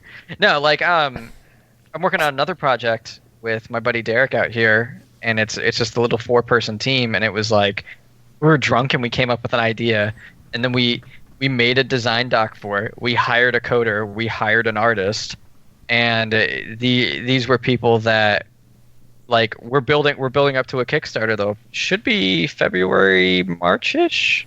Oh, you'll have to come on and talk to us about it. Oh my God, you can be a guest on a show you created. It comes full circle. That'll be full circle. Oh God. Well, yeah, we'll have a prototype too. You'll be able to play it. They actually have a prototype right now that's really basic. But making a prototype, rapid prototyping something pretty easy. And that is the key to crowdfunding really anymore, is you have to build confidence. If you can build a prototype of your game and sell your idea and have it be something people can play right there, you'll get money. And you'll be able to play it when we do the Kickstarter. I'll throw it at you, and I'll come on and talk bullshit about how it's going to be the greatest game ever, and it'll be multiplayer and everything. Infinitely spawning worlds of Infinitely individually generated goodness. I can't wait till you cancel that episode on us. Just don't cancel the game. I'll get Kunal to come in and friggin'. When was the last time that we actually talked to Kunal? Oh man, it's been a while. We'll have to get him on soon. Here's the problem. Kunal's living with his girlfriend now. Which means we'll never hear from him again. And this girlfriend was the girlfriend he had a while back that they're very hip connected. So very difficult to get Kunal away for any free time. So rest in peace, Kunal. Kunal. Is a special Rip guest Kunal. as well. Rip Kunal. Rest in peace. One day we'll spread your ashes at MagFest. Hey, who's going to MagFest? Me. Shut up, Hubert. Not me. Joe, you going? Oh, of course I'll be there. Really? Am I going to be there? Well, every year we get close to Mag, and you're like, I'm not going to Mag. No, every year I'm like, I don't know. Yeah. No. Every year you're like, I'm not going to Mag because of some reason that I can't go. So I'm not. You almost get into like, you can't fire me, I quit mode with MagFest. I don't think I've ever been like I'm not going. I've had times where I didn't know if I could make it. No, all right. Here's the stages of Joe Cam's social media MagFest. It's, of course I'm going to MagFest. Something fucked up. I can't go to MagFest. Fuck you, MagFest. I don't need you. And then you're at MagFest. I don't know. I think the only time I said I wouldn't go is if I can't get a room at the Gaylord. Which realistically, if I can't get a room at the Gaylord, I wouldn't be able to do it. That's the only time I've said. And that's I 100% sympathize with you too, because that almost happened to me this year. But I had a buddy come through and he's like, "Yo, we need 2 people for our room," and I was like, "Thank God." Did you guys hear how many tickets they sold? Aren't they over 9,000 already? Yeah. Already? Uh-huh. Yeah. Did you get your ticket before you found out you couldn't go? Me? No, Chris. Me? Technically, yes. Because you're staff. Because I'm staff, yeah. Oh, okay. You got a free ticket. I still had to register. I didn't get a ticket yet, but I got a ticket and I got a room. That's nice. Dude, I'm so pissed, man. Like I was supposed to have those days off, but Fight the power. Got scheduled. Fight the power, man. It was literally like 2-3 weeks after they told me to. Find a drummer to. What is that? God damn it, CJ! Fix your That's shit. The cat. Oh no, that's his headset. Oh, that's the cat. Oh yeah, it's the cat too. It's the cat. It's the cat eating the headset. All right. Just find a drummer and have it sub for you. What's the band at MagFest? Funny thing, I was actually going to attempt to try and apply for Tony Rock and the Top Skaters. And we were gonna, yeah, you remember that, right? Yep. Yeah. So I have a set list, and we were just gonna play everything like pretty much the members of the Benders, but just say it's that, and record videos at some of our shows, and just be like, yeah, this is what we sound like. This is us playing in front of people. So we're not joshing, but not this time. Maybe next year. Maybe. We shall see. So I'm gonna run in a minute. Well, we do this thing now, and you obviously should be doing it. So at the end of every single episode, we have final words, but you're not allowed to like think about them first. So now we're just gonna have to go on the spot and just say that Tim, because wait, Chris. Is there anything that you have to toss in first? Go. Music is going to be from that 64 project you did. Oh, cool! Yay! There's a lot of good ones on that. You'll have to tell me some good ones to put on. Any songs from Body Harvest? Oh, Chris, are there any Body Harvest songs in the project? I don't know. The album's garbage. God damn it. Tribute album 64. Let me search Body. Dude, I bet you could make a fucking sick Body Harvest prog. There are not. Fuck you, Chris. This is your fault. Oh, this is my fault? Clearly. Nobody could have suggested that when I was trying to get my songs together for it? I'm pretty You didn't sure tell us about it, you dick. Well, I wanted to do that Bomberman one. Me. I'm proud of that Bomberman one. That took me fucking forever. That bass line is There's retarded. a guy named Yoga Boner on the project. What the fuck? All right, before we get to final words, then I wanted to plug a podcast that I've been listening to SML lately. podcast. Called the SM. No, I was telling Huber about it earlier. It's called Cool Games Inc. It's fucking hilarious. It is two guys from Polygon taking Twitter suggestions for games and then trying to take that suggestion and morph it into a game idea. So we get great games like Grandma Wants It Al Dente and Tony Hawk's Pro Skater, but with trucks. Fuck. But with tracks. Didn't they come out with that already? Wasn't it called Cluster Truck? Actually, the actual name of the game they ended up making in the podcast was Tim McGraw's What If Trucks Fates. What the fuck? So, oh my god. So yeah, if you get a chance, go start listening. It's only up to like episode 30 or something, so it'd be really easy to catch up on, and it's fucking worth it. It'll have you in stitches. How long are their episodes? No longer than an hour. I can't do anything that long. I don't have time for it. So, dude, You like, son you're of a missing out, though. bitch. You're missing out on like them doing podcasts where they're drunk in a hot tub at E3. You get that one was recorded, so when you hear the sound of wet socks slapping on concrete as he dances around because he realizes that he wore his socks into the hot tub, you can actually go watch that. Nice. It's amazing. I'll have to check that out sometime. I'll give links. Link. Just tweet it out or something. I'm not putting it in our description. I'm not. No, I'm putting in Skype. Ooh. Okay. Skype.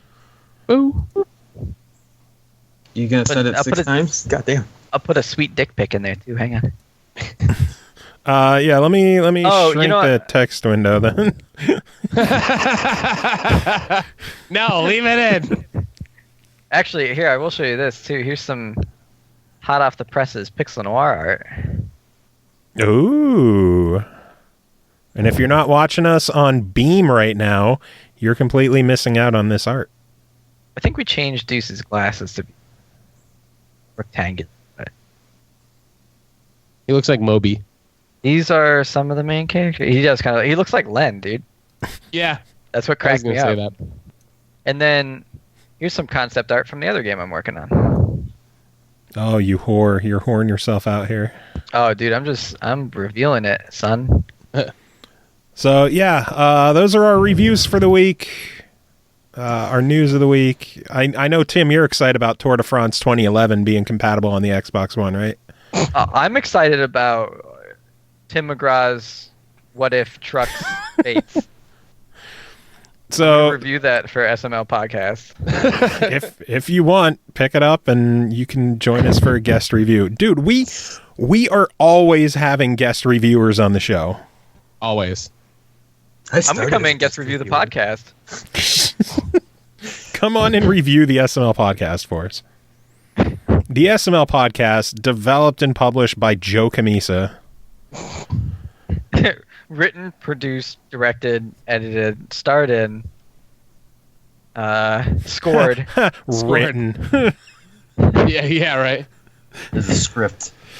So, yeah, music from Tribute Album 64. Tim, it's been awesome having you back on the show. You gotta do this for real one. We need to get you, the Loot Interactive guys, and Don Thacker of Star Oh my Mazer God. all on at the same time. He's out of his fucking mind, and I love it. I know. It's so fun You get- watching him on... You gotta get me, Len, and Kunal drunk on the podcast one night. Yes. Dude, anytime. Yes. That Seriously. would be a good time. Don't be a stranger. Like, we never see any of the old co-hosts anymore. Yeah. Dude, I'm always a stranger. Strangers are fucking danger, and chicks love danger. So, Tim, give us final words to end the episode. Tech 9 Rush B. Yeah. Fucking CS:GO. Call out.